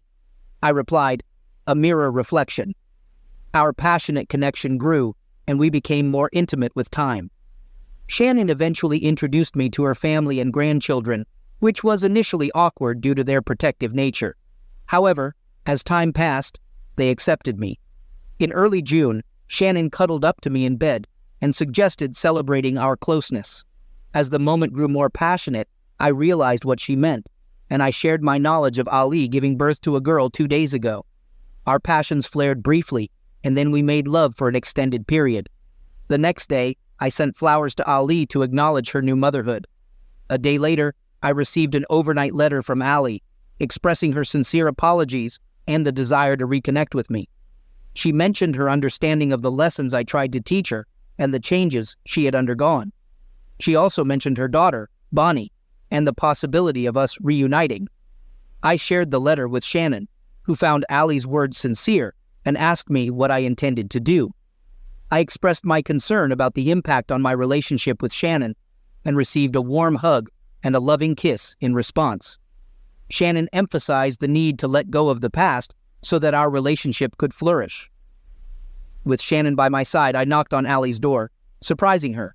We shared affectionate cheek hugs and entered her apartment. I held Bonnie and she didn't cry, reminding me of how small babies' hands and feet are.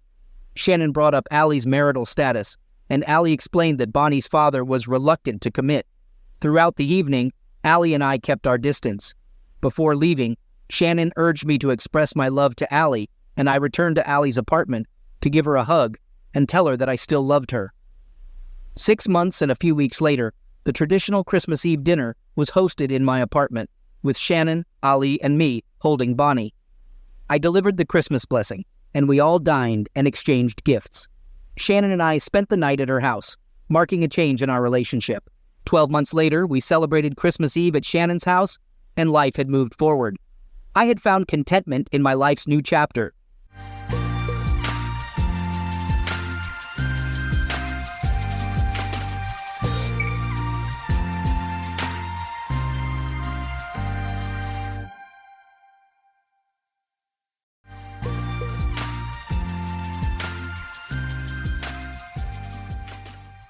I've always been drawn to architecture. From sketching buildings in school notebooks to earning a degree, my goal has been to create spaces that inspire.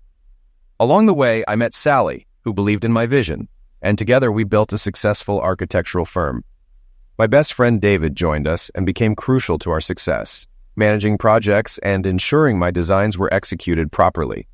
Everything seemed perfect until one day, while adjusting a project, I caught a news report about a liquidation in Ocala. To my shock, The footage showed Sally and David leaving a motel room together. Sally had left work early, claiming to run errands, while David said he was in Gainesville. The betrayal hit hard. 14 years of marriage and a decade of friendship all called into question. Our firm had grown rapidly, especially after winning a City Hall Design Award. We expanded our team to 12 architects, moved into a new 7-story building, and enjoyed steady profits from rented office space. I had invested the most, followed by Sally and David, and things were going well until that afternoon. The distance between Sally and me had grown over the years due to my long work hours, but I never doubted her love or loyalty.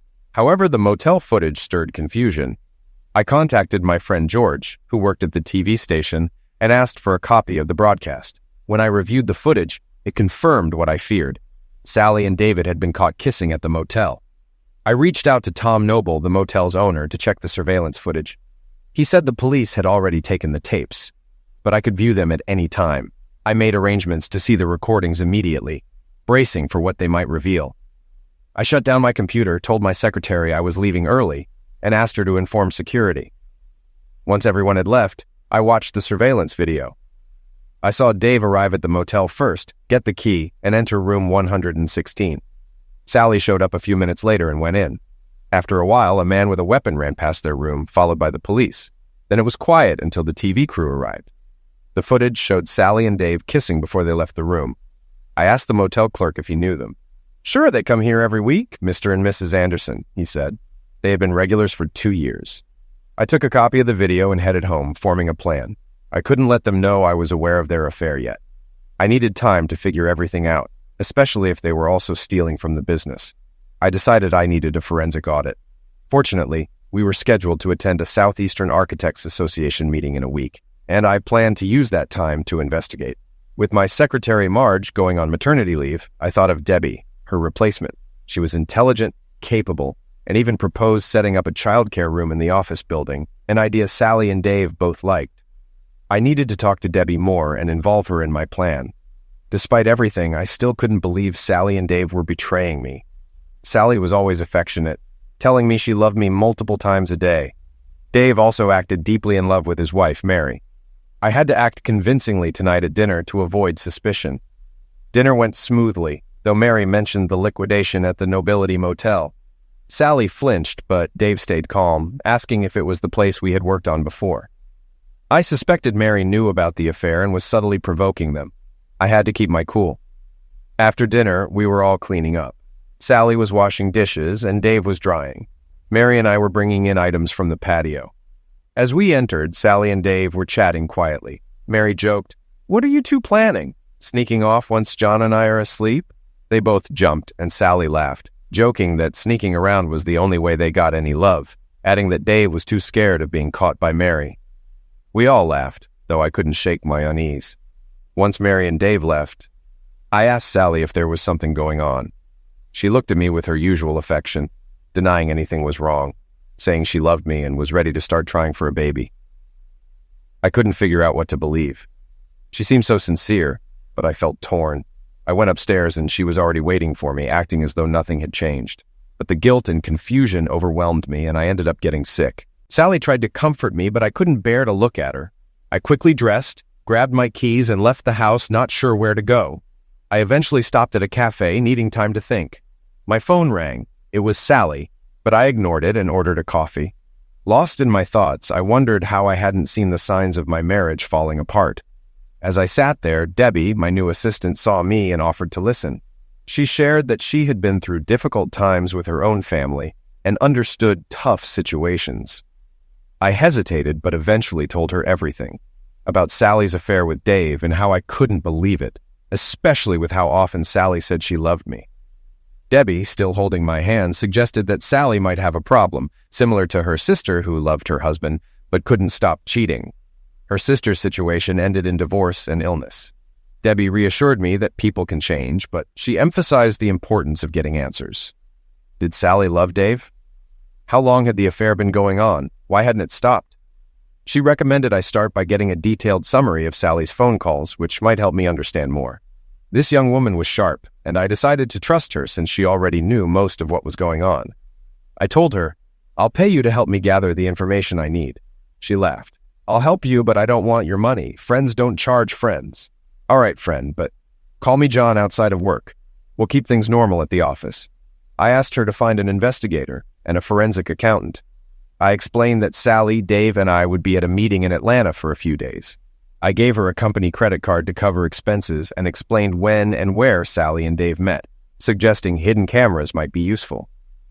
Debbie smiled. I may need some cash for a babysitter. Use the card. You can withdraw up to $300. The limit is $10,000, and I'll give you the PIN. I thanked her, saying, I won't forget what you're doing for me. I take care of my friends. She smiled softly.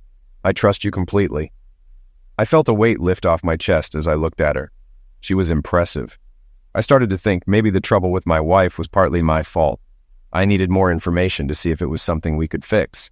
Debbie then shared more about herself. Her father had been a cop who was tragically eliminated. Afterward, she moved in with her strict uncle. Her sister rebelled and disappeared, returning years later with a husband and baby. Debbie, meanwhile, graduated as valedictorian and quickly worked her way up in a department store, becoming a manager at just 18. But an attack at a work party left her pregnant and unemployed. Despite her challenges, she kept going, raising her daughter on her own. I admired her resilience and told her, if you ever need anything, just let me know. What are you studying? Business administration, but tuition's tough and my savings are running low. I joked, sweetie, I have a proposition for you, and offered to pay for her college in exchange for a contract to work for me during and after her studies. I explained that her pay would increase with her GPA. She was excited, saying, wow, I won't disappoint you, John. Just don't call me Mr. outside of work. As she left, she gave me a quick kiss on the cheek, a tear running down her face. After she left, I noticed her bill was only $2.50, so I paid for both of us. The next morning, I heard Debbie's heels clicking down the hall. She paused at my office door with a bright smile. Good morning, boss. Good morning, Debbie. Come on in. She placed 3 $1 bills on my desk and grinned. I stopped by the cafe this morning to pay for last night, but they said the check was already paid. You must have covered mine. I laughed. Yeah, I did, but it was only $2.50. You tipped too, didn't you? Yeah, I guess I did. I handed her an envelope. Here's the credit card. The PIN is inside. Start on those projects we discussed. I'll tell Marge you're working on the daycare plan so you can take your time. Sound good? She smiled, taking the envelope. Yes, sir, John. I'll report back later if I'm done before the day's over. By noon, Debbie returned with an envelope. Here's everything you requested. Let me know if it works for the audit. I need to confirm by tomorrow for this weekend. I'll also need to bring my daughter Dolly with me for the surveillance setup. Should I come back in an hour? She asked. I assured her I'd have answers soon and smiled as she left. Then I buzzed Sally. Hi, honey, what's going on? Sally answered. Not much. You didn't go out for lunch? I asked. No, too busy. I'm getting payroll ready early since we're leaving for Atlanta on Friday. Is everything set with Dave and Mary? Yep. Are you feeling better today? You seemed off last night, I replied. Yeah, I'm good now. By the way, that girl Debbie dropped off some daycare info. She's sharp, I mentioned. Sally teased. She sure is. Should I be worried about her around you? I laughed. Why? You've never worried before. Besides, she's way too young. If I were 20 years younger, though, maybe. Sally laughed too. She's a cutie, that's for sure. And her daughter is even cuter. That struck a nerve, as I wanted a baby too. Later that afternoon, Dave stopped by. I asked him, Are you ready for Atlanta? Heck yeah, Dave said, then added, Sally told me you weren't feeling well last night. You all right? Yeah, just something I ate, I replied with a grin. As if I could ever cheat on Sally, she'd liquidate me. Dave chuckled, but seemed slightly uncomfortable. She loves you. She'd never cheat. Maybe, but under the right conditions, anyone might. She has plenty of admirers, I said. True, Dave agreed, but she's yours. The conference went well, though I was nervous. I called Debbie daily, and she confirmed she had all the info I needed. Sally and I were busy with activities, and though exhausted, we had a good time. After the last day's events, we returned home Sunday evening. While sitting in the back seat with Mary, I noticed Sally repeatedly pushing Dave's hands away while she drove. She glanced back at us, but I pretended to be asleep under my cap. After a moment, I saw her signal to Dave, who turned around to check on us. When I closed my eyes and reopened them, Dave was sitting closer to Sally, and I could hear her softly moaning. I sat up and asked, Where are we now? They both jumped. Sally replied, "We just entered Florida. We're looking for a pit stop so Dave can take over driving." At that moment, I knew my marriage was over. The rest of the drive was quiet. After stopping for fast food, we returned home, unloaded the car, and went to bed. Sally snuggled up and quickly fell asleep, but I couldn't. After lying awake for an hour, I called Debbie, who answered right away. "How did things go?" I asked. "Smoothly," she said, "but I suspect tomorrow will be chaotic." I asked her to leave everything in my desk drawer, thanked her, and hung up. Monday started like any other. I left for work before Sally woke up, and Dave arrived shortly after me. I doubted he could stop by to see Sally without being noticeably late. The accounting report was mostly clean, except Dave was misusing his expense account by a couple $100s a month. Nothing major, but it set a bad example. Then I heard Debbie's heels down the hall. She smiled as she poked her head into my office, making the day feel a little brighter. "Hello, boss. How are you today?" she asked. "I'm not sure yet. I haven't read the investigator's report. Did you?" She nodded, a tear slipping down her cheek. I pulled out the report and quickly skimmed through it. My suspicions were confirmed. There was overwhelming evidence. I inserted the DVD and watched the footage. It started with Sally entering the motel room and kissing Dave. They undressed and had sex. I fast-forwarded to the next scene, which was from Thursday. In the video, Sally told Dave, "This is the end. I think we've been too careless. They both suspect something. We can't do this again." Dave agreed, saying it had been a wonderful 5 years. He joked about one last time, but Sally refused, saying she couldn't lose me. They kissed and left. Tears filled my eyes. Debbie shut the door and rushed to my side. "John, are you okay?" she asked. "They're supposed to meet you here in 20 minutes. Do you want me to delay it?" "No," I said. "Give me a minute to wash my face. When is Mrs. Forrester expected? 5 or 10 minutes after Sally and Dave arrive. Can you stall until then? Buzz me when she gets here and escort her in. Stay as a witness. You control the hidden cameras, right?" "Yes, I'll turn them on when they arrive." "Good. The faster Mrs. Forrester comes in, the better." Debbie smiled. "You'll do just fine, Mr. Nelson. I guess you noticed the tissues I put around the room." She glanced at the clock. "I need to get back to my desk." She peeked outside, then blew me a kiss. "Be strong, boss." The door closed behind Debbie. 2 minutes later, the buzzer rang and Dave and Sally entered. I pretended to be on a call, motioning for them to sit. I said, "Right, George, I'll let you know how it goes. Bye." Then the buzzer went off again. Debbie announced, "Mrs. Forrester is here." I welcomed Mary in and said, "Mary, I thought you should be here since this affects you too." Sally and Dave exchanged nervous glances. I introduced Debbie as my temporary secretary and asked everyone to watch the TV monitor. I played the video of Sally meeting Dave at the motel. Sally screamed, "No!" and collapsed onto the floor. Dave glared at me, saying, "You son of a—" Mary interrupted, "No, you're the son of a witch, David. Be quiet. I want to hear this." After more footage, I stopped the video and turned to Mary. "You need to see one more part." I showed the clip where Sally and Dave agreed to stop the affair, fearing they'd been caught. Sally was still crying on the floor. I said firmly, "Enough, Sally. It's too late. You need to hear this. It's about your future." I turned off the DVD and said, "Sally, I will always love you, but I can never trust or live with you again. You'll be served with divorce papers as you leave." I looked at Mary. "I'm sorry to drop this on you, but I think you had an idea this was happening, didn't you?" Mary nodded. "Yes, I did. I smelled Sally's perfume on Dave and knew something was off. I forgive you, John. I've already lined up a lawyer for this." I turned to Sally and Dave. "Cheating is like stealing. Our wedding vows mean forsaking all others, and you both broke that trust. In business, trust is everything. I propose buying you both out, but I'll need time to gather the cash. If not, we sell the business and split the profits. We'll decide in 10 days. Any comments?" Mary spoke first. "The money Dave invested is mine. I'd like to stay as a silent partner. Dave's fired and has no home now." I smiled. "That makes things easier. I'll get the paperwork drawn up." Sally then asked, "John, can I keep my share and be a silent partner too? Just send me the dividends." "Mary, I'm so sorry. I never meant for this. I was weak and threw away the best man in the world. My life is over." I sighed.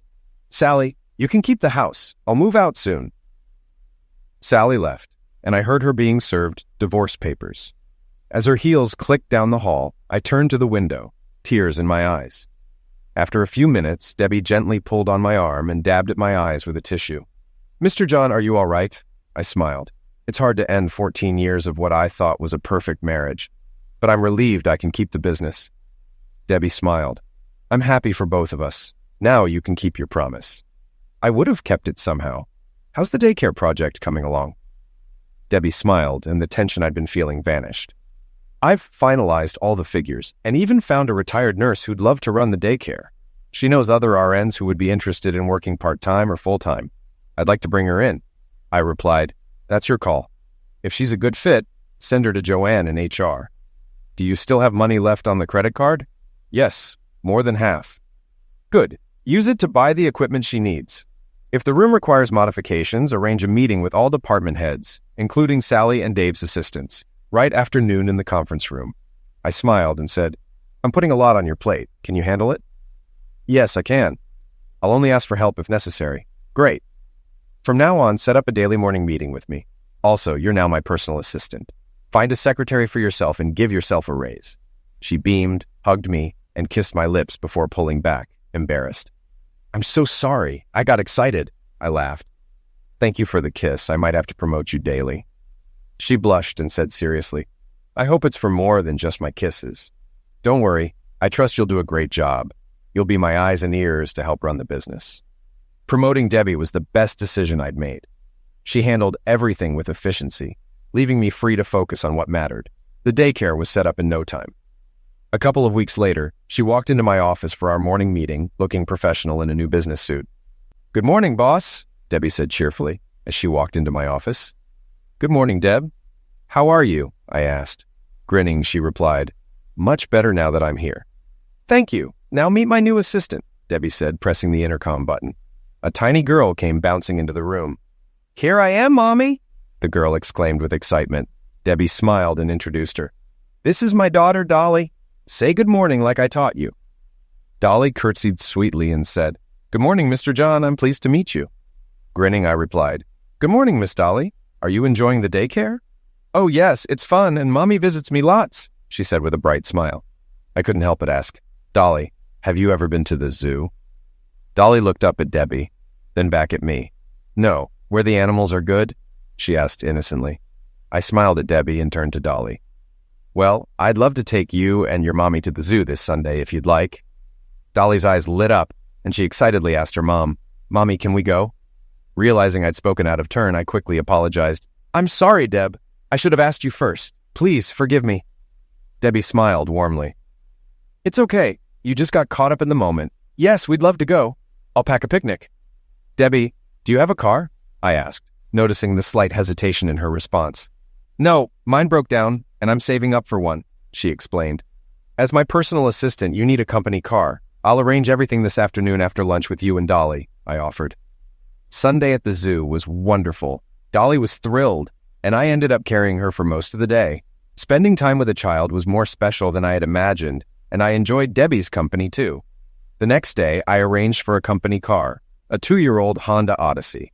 I instructed our transportation chief to clean it up and park it in Dave's old spot, now reserved for Debbie.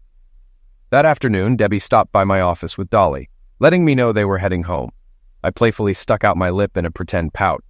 Dolly's eyes widened as she tugged at her mom. "Mr. John is crying, Ma." Debbie and Dolly both asked, "What's wrong?" I smiled and replied, "Dolly didn't kiss me goodbye." Dolly giggled and ran over, arms outstretched.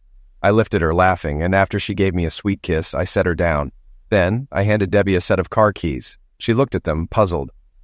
"You look so professional in your new suit, and you can't be seen riding the bus. These are the keys to your company car, parked in your new reserved spot," I said. Debbie's eyes widened in surprise. "What? Really?" "Yup. If you don't have a child seat for Dolly, get one. Now, go on," I added with a grin. Debbie hesitated for a moment, then shook her head, scooped up Dolly, and left. The next morning, I saw her pull into the lot in the Honda minivan. When she noticed the coffee on her desk, she smiled, walked into my office, and quietly closed the door behind her. Without a word, she hugged me tightly and kissed me deeply before pulling back and asking, "Why are you so good to me?" I smiled at her. "Because you've earned it. The company runs smoother than ever, and honestly, being around you makes me happy." She looked up at me, searching my face. "Is that really true?" "Of course. You know I don't lie," I reassured her. "John," she started hesitantly, "I need your help. I bought steaks and a grill, but I have no idea how to cook them. Can you show me tonight?" Sure, I'd love to, I agreed. She hesitated again, then added, and Dolly's been begging to have you over for dinner. She really likes you. And, well, so do I. She blushed slightly. I smiled warmly. About the minivan, though, I can't accept it. Her brow furrowed. You don't like it? We love it, but it's too much, I explained. It's been sitting unused for a year. If you really don't want it, I'll get you something else, I offered. She laughed, shaking her head. Okay, I'll keep it. You sure know how to get your way. I chuckled. Hey, you're the one who convinced me to set up a daycare. You're good at getting things done. Just don't be mad at me, she said softly. I'm not mad. That's why I hired you, to push me to do what's needed. You keep everything running smoothly. She giggled, clearly relieved. It works, doesn't it? I grinned. What time should I come over for dinner?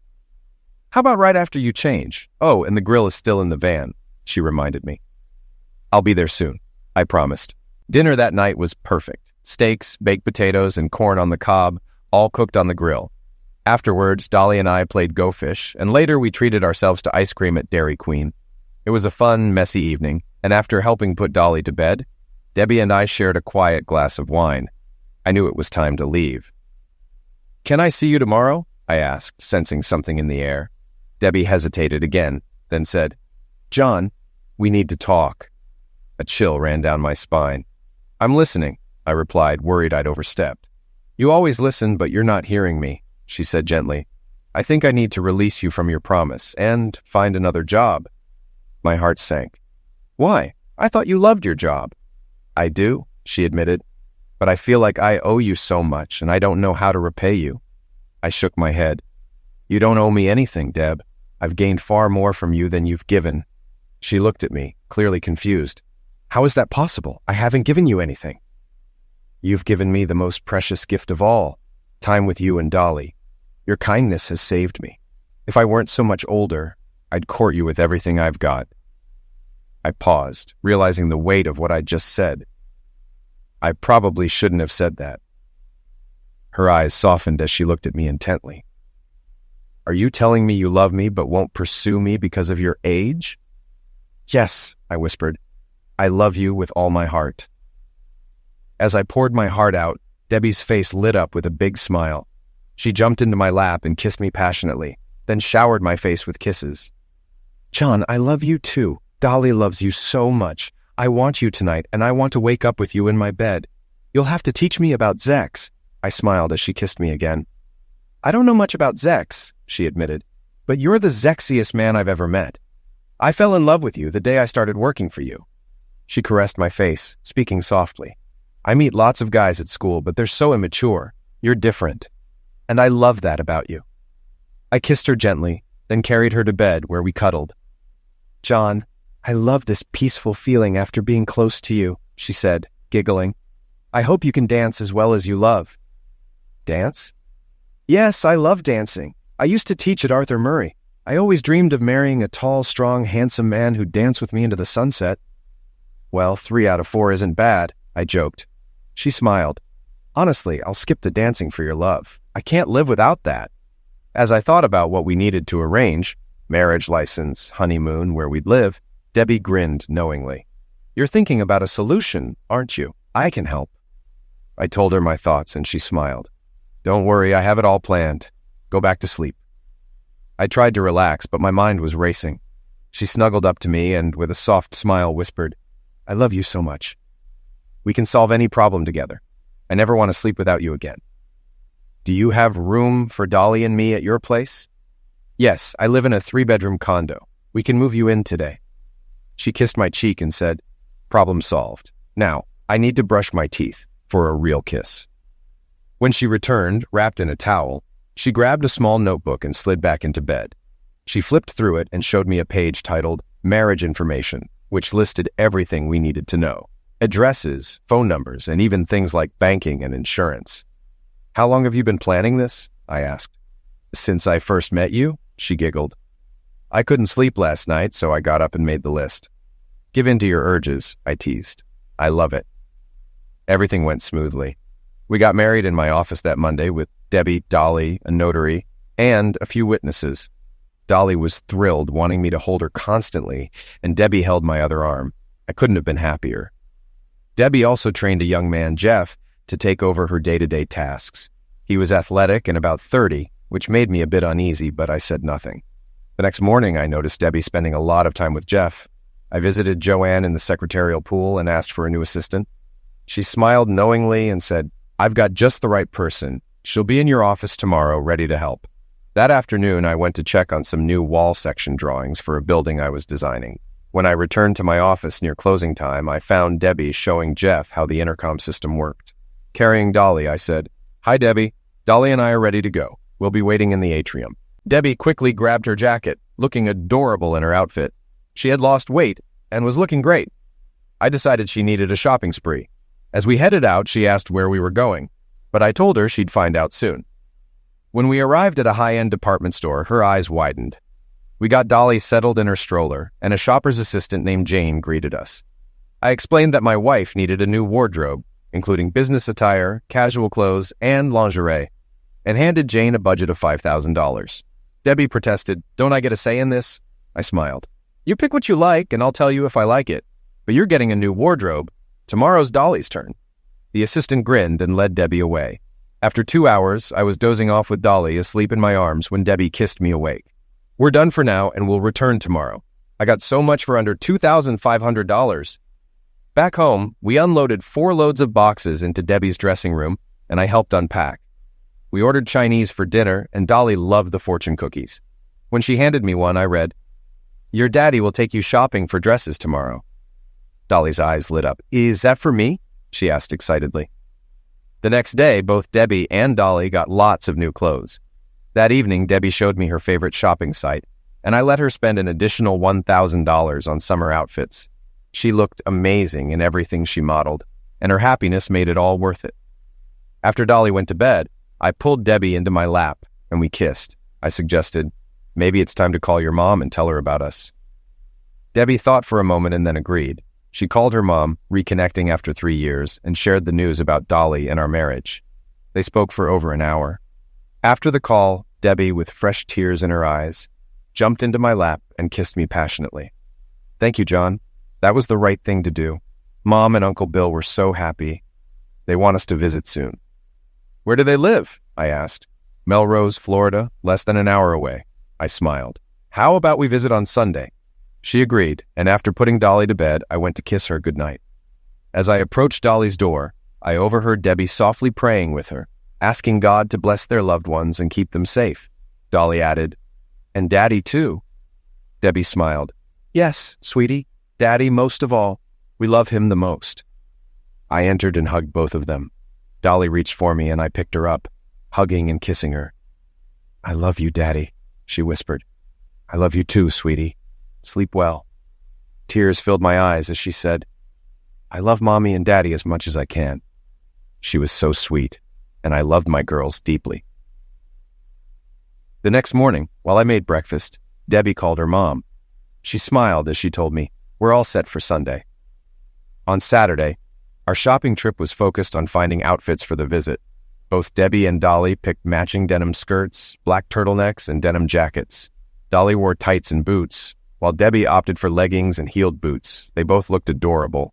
I wore jeans, a blue shirt, and a navy blazer. Debbie guided me to her family's large home. As we pulled up, her mother and Uncle William greeted us warmly.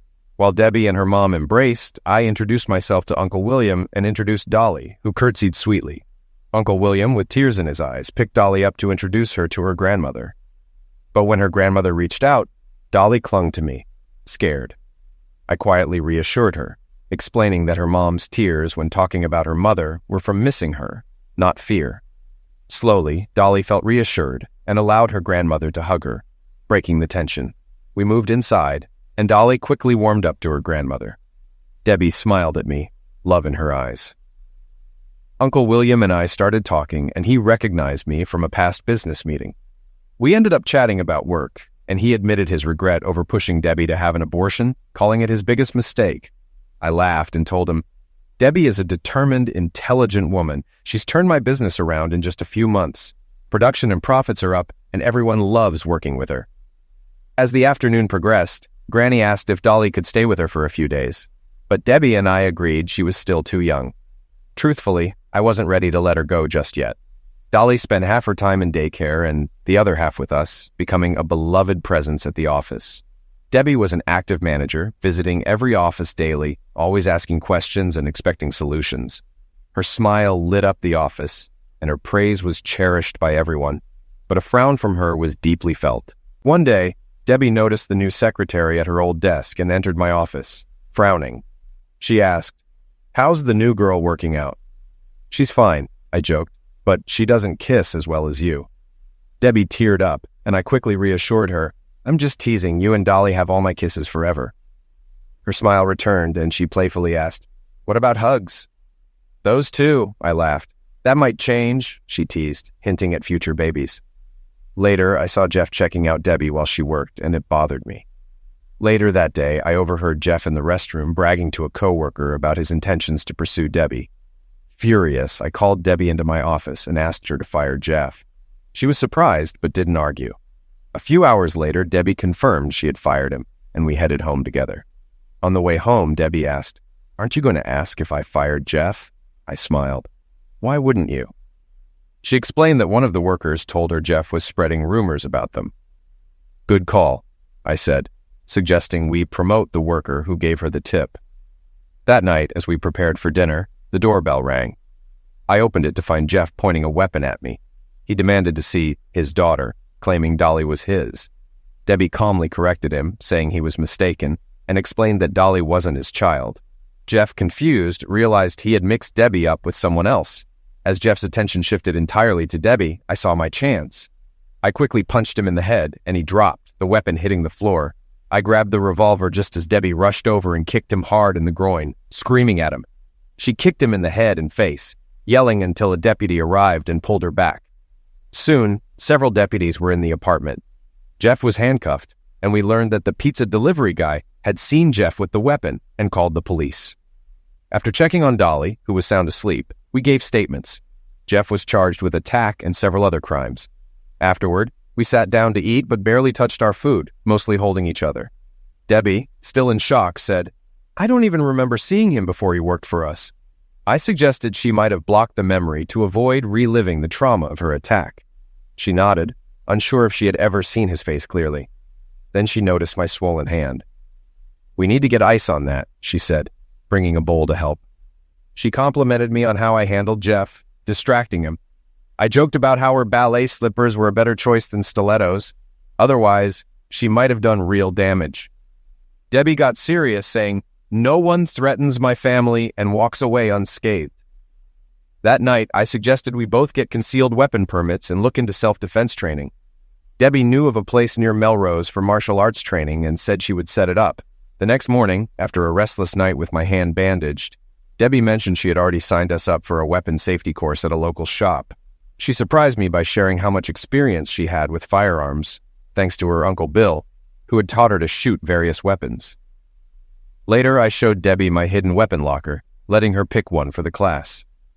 She chose a small .22 revolver, smiling and saying she used to shoot one like it. She also picked up a Walther PPK in .380, saying it reminded her of her uncle's weapon. Debbie shared an old lesson from her father. "It doesn't matter the caliber if you strike the target in the right place. A miss with a bigger weapon is still a miss." I agreed, saying accuracy is key, no matter the weapon. We left work early, dropped Dolly off at Grandma's, and headed to the martial arts center.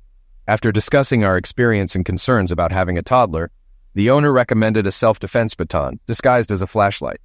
A quick wrist flick extended it to 21 inches. He offered a 1-hour class, which we signed up for, and we bought 2 batons. Next, we went to the weapon shop for our concealed weapons course. Deb practiced with both weapons and preferred the Walther PPK, becoming skilled at hitting the target consistently. She bought a clip-on holster and a few stylish purses designed to hold the PPK. I chose my Smith & Wesson .40 caliber, purchasing a fanny pack holster. We picked up our study materials and left. At Grandma's, Uncle Bill showed me a homemade self-defense tool, a piece of rebar with nuts attached, and explained how it could be used for protection while looking harmless. I complimented his ingenuity, After the incident with Jeff, I upgraded our home security with hidden cameras and took Debbie to the shooting range several times. I taught her to shoot through a purse, simulating a real-life scenario where she couldn't pull the weapon out first. After some practice, she mastered it, even hitting targets from different positions and distances. Debbie became proficient at point shooting and impressed everyone at the range. She could rapid-fire 6 shots, all hitting the target. She was concerned about ruining her purse, but made adjustments to use it for training. I joked that if she were in an evening gown with a tiny clutch, she'd need my protection. She replied, "I always look to you for protection. You're my hero." The weapon shop owner watched Debbie's progress and remarked on her impressive skills. We both passed our written test and received our concealed carry permits. We kept practicing at the range, with Debbie becoming extremely accurate at close range, consistently scoring well. Debbie loved stopping by the range to practice, and her shooting skills and grace on the line attracted attention. She quickly became a standout, impressing everyone, including the range master. One day, she took on a challenge to shoot at 2 targets on either side, hitting them flawlessly within 4 seconds. The range master praised her, noting that she learned well to keep her weapon functional during critical moments. After a few more rounds, we left, but it was clear Debbie had become an impressive shooter, admired by all. We also bought her several holster purses, including a small clutch that could eject the pistol directly into her hand when needed. Debbie often dressed in a way that turned heads, with high heels, short skirts, and sexy tops, and she knew I didn't mind others admiring her. It was fun for both of us. One afternoon, she came into my office, closed the door, and climbed into my lap. She kissed me and said, "I've stopped taking the pill, and I want us to take a week-long vacation. Mama and Uncle Bill can watch Dolly. She's comfortable with them now." I smiled and told her to plan it. Debbie excitedly shared, "We're going to Grand Cayman, staying at a clothing-optional resort." I laughed and asked about the cost. She reassured me it wasn't much and that she was mostly packed. Our vacation was great, though our experience in the clothing-optional section didn't go as planned. After relaxing on the beach, we woke up to a small crowd watching us. A man approached, offering Debbie a role in an adult film, boasting it would make her big money. I stood up and told him, "She's a CEO making $9,000 a week. You'd have to beat that." The man was stunned. Later, back in our room, Debbie teased me, asking if she could star in the movie. I played along but made it clear I wouldn't allow it. We laughed about it, but she admitted she couldn't do that anyway. "I'd never let another man touch me," she said seriously. We kept the conversation light, teasing each other about the bizarre encounter. However, after some playful back and forth, Debbie joked about my size compared to the guy on the beach, which stung a bit more than I expected. Needing space, I left the room and wandered the resort, lost in thought. Eventually, I overheard Debbie talking to the man from the beach. He warned her that teasing a man about his size could have lasting damage. I listened, pained, as he explained how such remarks could ruin a relationship. Debbie cut him off, clearly worried, and hurried to find me. When she saw me sitting nearby, she ran into my arms, tears forming. We went back to our room, but I was still upset. As I undressed, she asked with concern if my frustration was because of her teasing. I sighed, admitting that her comment had hit me harder than I wanted to admit. Debbie's face crumpled with tears, trying to explain through her sobs. I gently calmed her down and told her I overheard the conversation with the corn guy. Her eyes were still wet as she asked again if I was okay. "I'll do my best with my inferior equipment," I joked, blending humor with vulnerability. Debbie hugged me tightly, and after that, the misunderstanding between us seemed to lift. We never saw the guy again. The rest of our honeymoon was relaxing, and we made love often. Leaving Grand Cayman was bittersweet, but we were excited to return to Dolly, whom we called every day. When we got home, Dolly ran to us, screaming, "Mommy, Daddy, I missed you!" She jumped into Debbie's arms while I watched, moved by their reunion. As I gathered our gifts, Dolly shouted, "Where's Daddy?" I scooped her up, and we all hugged together, crying tears of joy. Debbie's mom and Uncle Bill told us Dolly had been wonderful while we were away, and that she was always welcome to stay with them. Dolly clung to us, saying, "Don't leave me again for a long time," and we promised we wouldn't. Back at work on Monday, Deb and her team had narrowed down candidates for a new engineer position. They hired 2 top contenders, Betty Johnson, a sharp young assistant professor, and Jamal Washington, a well-qualified and personable engineer. A couple of months after our honeymoon, Deb sat me and Dolly down at the kitchen table. She held our hands and smiled, telling us she had news from the doctor.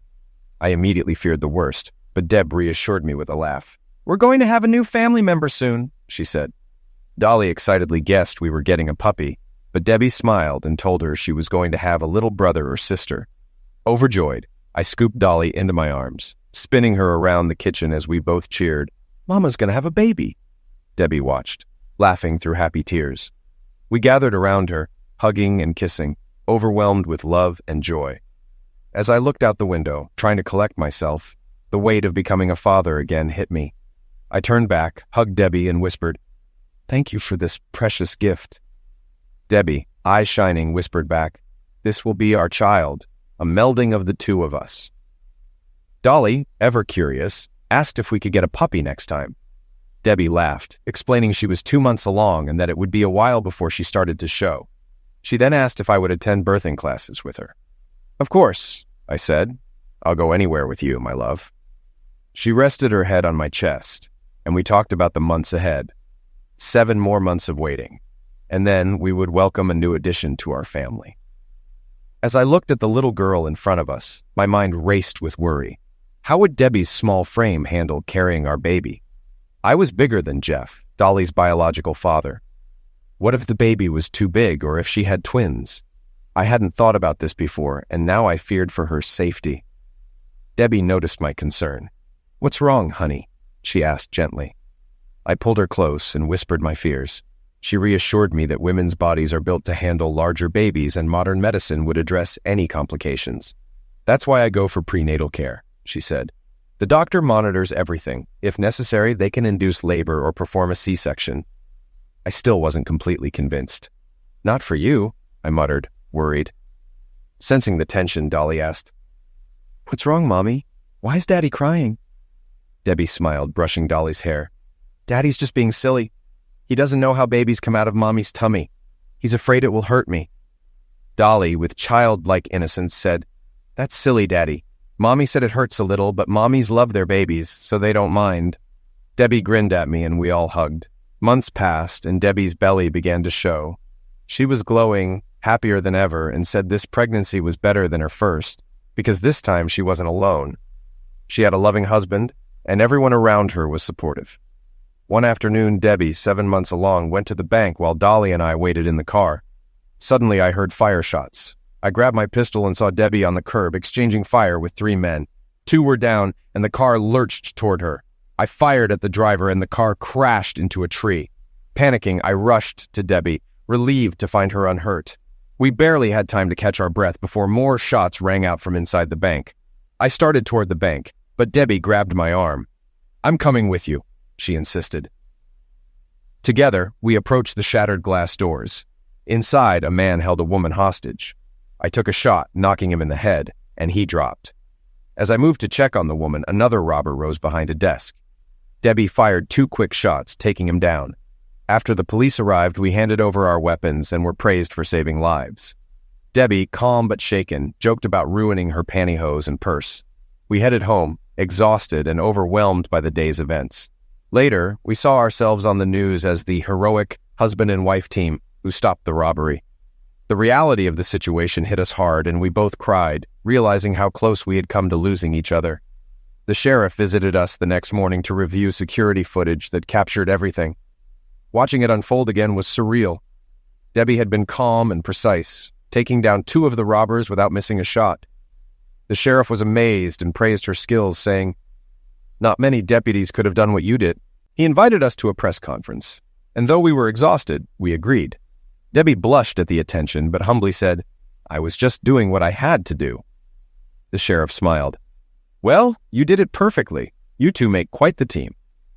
The following months were a whirlwind of media attention. Debbie was flooded with offers for interviews, talk shows, and product endorsements, from hair products to diapers. I had to step in to ensure she wasn't overwhelmed, limiting her activities, especially as her due date approached. I restricted any plans for the week before and 3 weeks after the baby was born, even limiting her communication to just family and close friends. Despite my efforts, Debbie insisted on working right up until she went into labor. She continued managing her work, though I had her hold meetings in her office instead of walking around. Jamal Washington was always her first appointment in the mornings, which started to irritate me.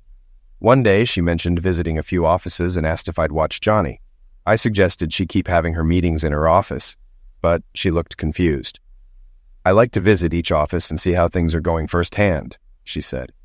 Who do you see first? I asked casually. Jamal, of course, she replied. Why doesn't he report to Marty or Betty? I asked. She paused, thinking. I'm not sure. That's just how it's been. I don't like it, I said. He should be reporting to his boss, not you. Debbie considered my words, then smiled. I'll take care of it, she said. I was relieved. Good. Keeps things in the proper chain of command, and no one will think he's getting special treatment. Debbie raised an eyebrow. Including you? Yep, I said, smiling. Debbie playfully flipped me off and laughed. Oh, stop it. Months later, we held our company's annual beach party at my property near Daytona. It was an adults-only event, so Dolly and Johnny stayed with Grandma. The party was a hit, but I noticed Jamal was always around Debbie, and it started bothering me. It seemed like she was avoiding me, and my frustration grew. Betty, who was helping with the food, noticed my mood. What's wrong? She asked. I sighed. I need a walk to clear my head, I muttered. I wandered along the beach, my mind racing with doubts. Could Debbie be interested in Jamal? I couldn't bear the thought of losing her. After some time, I sat on a log, lost in thought, when I heard voices and saw Debbie approaching with Betty. Are you just going to sit there until the water reaches you? Debbie asked. I don't know, I muttered, still staring at the ocean. Debbie knelt beside me. Betty told me you were upset about Jamal and me. John, I love only you. There's nothing between Jamal and me, and there never will be. You're stuck with me forever. I looked at her, confused and hurt. But you spend so much time with him. What am I supposed to think? Debbie sighed. I've been helping him through a rough time. He's in love with someone, and it's tearing him up because they don't love him back. Who is he in love with? I asked. Debbie hesitated, then said softly, You. I froze. Me? I asked, stunned. Debbie nodded. Yes, John. He's admired you since he started working for us. He's not interested in me. He's been spending time with me to be near you. I was shocked. It all started to make sense, the way Jamal acted around me, but I had misread it completely. I feel like a fool, I admitted. Debbie squeezed my hand. Don't. It's normal to feel the way you did, but now you know the truth. So what do we do now? I asked. Debbie thought for a moment. We'll talk to Jamal. He's done a great job, but he'll need to report to Marty or Betty from now on. It will keep everything clear. I nodded, relieved. That sounds like the right plan. Debbie smiled. And you won't have to worry about me spending too much time with him anymore. I chuckled. Thank God for that. We returned to the party where Betty was waiting. Everything okay? She asked. Yeah, better than ever, I said. Debbie grinned. We've sorted everything out. Jamal will report to Marty from now on. Betty smiled. That's good to hear. Later after the party, Debbie and I sat together at home. This made me realize something, she said. What's that? I asked. I need to be better at communicating with you. I should have told you about Jamal sooner. I kissed her head. And I should have spoken up instead of letting it bother me. She smiled. We've learned now. Yes, we're in this together, I agreed. That night as we went to bed, I held her close, grateful for the love and trust we shared. Everything was back where it needed to be.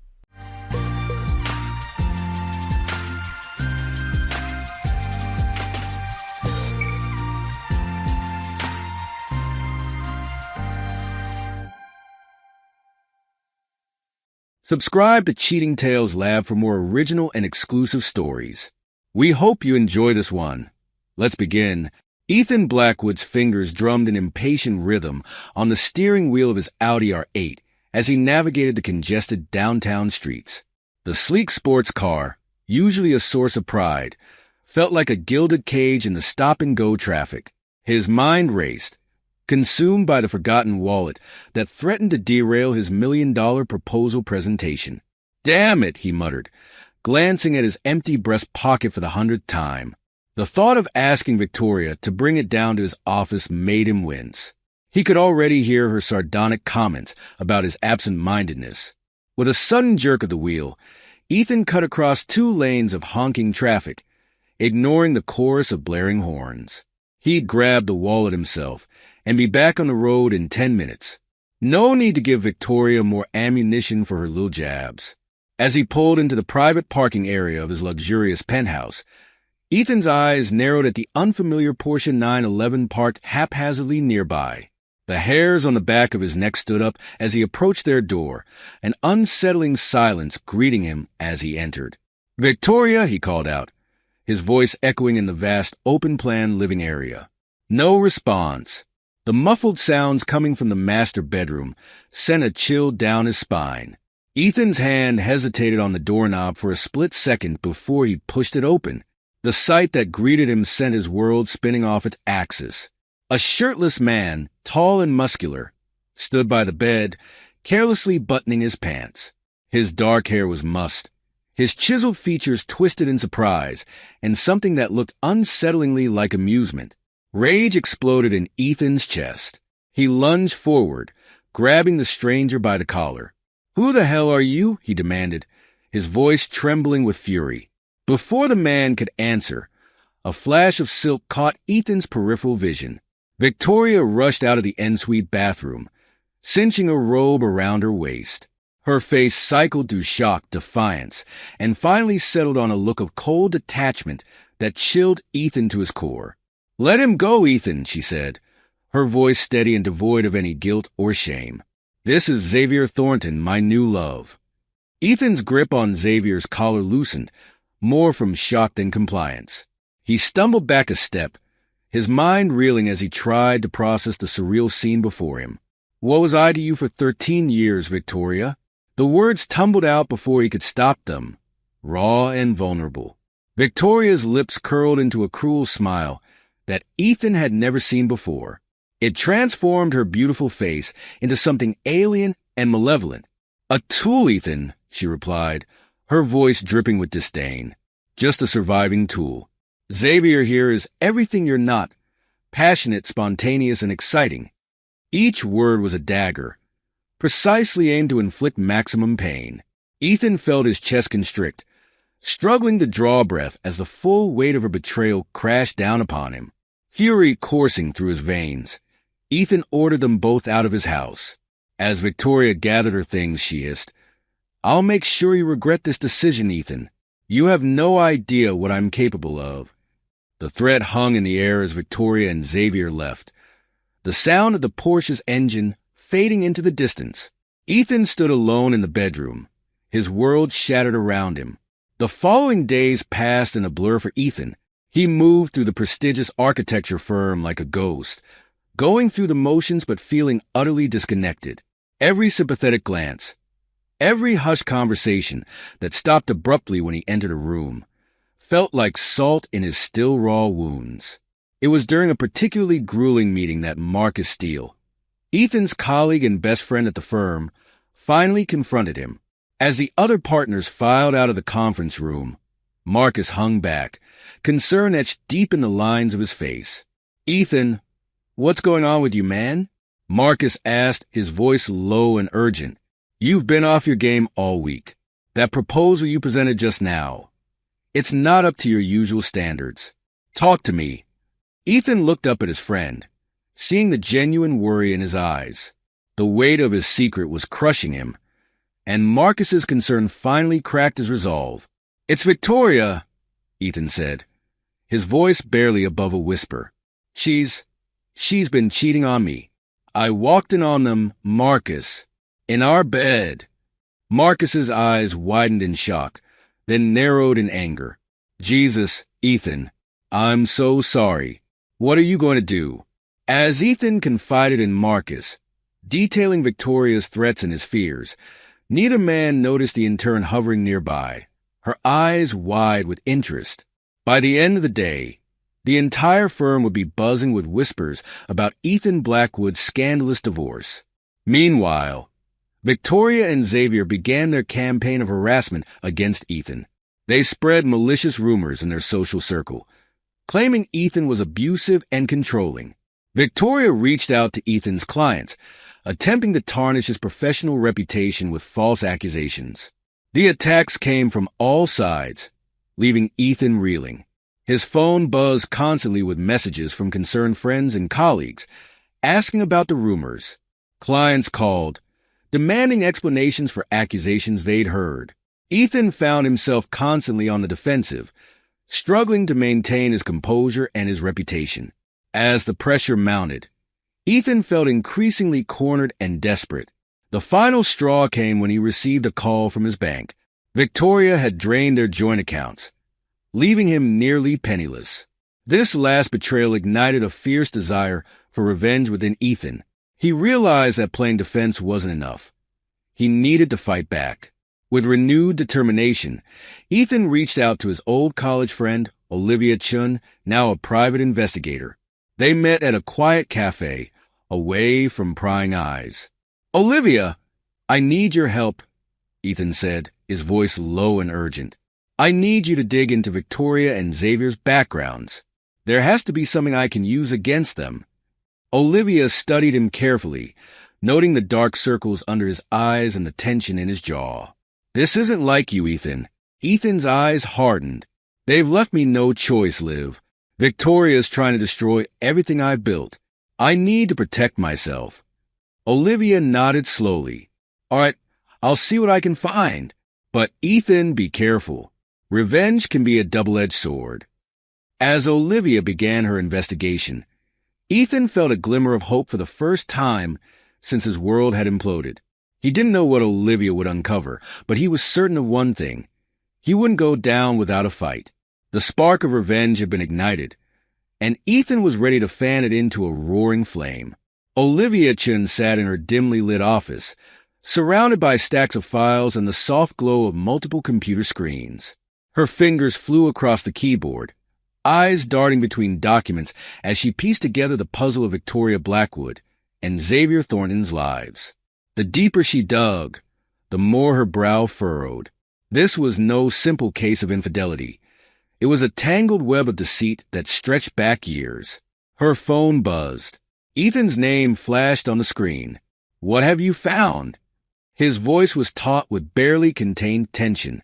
Olivia leaned back in her chair, rubbing her eyes. "You might want to sit down for this, Ethan. It's not good." She heard a sharp intake of breath on the other end of the line. "Just tell me, Liv." "All right," she said, pulling up a series of documents on her main screen. "Let's start with your wife's lover. Xavier Thornton? That's not his real name. He's actually Xavier Reeves, a known con artist. He's got a history of seducing wealthy women and swindling them out of their money. He's been operating under the radar for years, always managing to stay one step ahead of the law." Ethan's silence was deafening. Olivia continued, her voice softening slightly. "And Victoria, I'm sorry, Ethan, but she's not who you thought she was either. I've uncovered a pattern of infidelity going back at least 5 years. But that's not the worst of it. She's been involved in several fraudulent business dealings. Shell companies, embezzlement, the works." "Jesus Christ," Ethan muttered. How? How did I not see any of this?" Olivia's heart ached for her friend. "These people are professionals, Ethan. They're experts at hiding their tracks. But now we know, and that gives us an advantage." There was a long pause before Ethan spoke again, his voice hardening with resolve. "You're right. Knowledge is power. Send me everything you've got. It's time to fight back." As Olivia compiled her findings into a secure file, her mind raced with the implications. This wasn't just about helping a friend anymore. They were dealing with dangerous criminals. She made a mental note to beef up her own security measures. If Victoria and Xavier got wind of her investigation, things could get ugly fast. Across town, Ethan sat in his sparsely furnished apartment, staring at the laptop screen as Olivia's report populated with document after damning document. Each new revelation felt like a physical blow, but with each hit, his resolve strengthened. He reached for his phone, scrolling through his contacts until he found the name he was looking for. Liam Blackwood, his tech-savvy cousin. If anyone could help him gather the electronic evidence needed to bring Victoria and Xavier down, it was Liam. The phone rang twice before a cheerful voice answered. "Ethan, long time no hear, cuz." "What's up?" Ethan's grip tightened on the phone. "Liam, I need your help. It's bad. Really bad."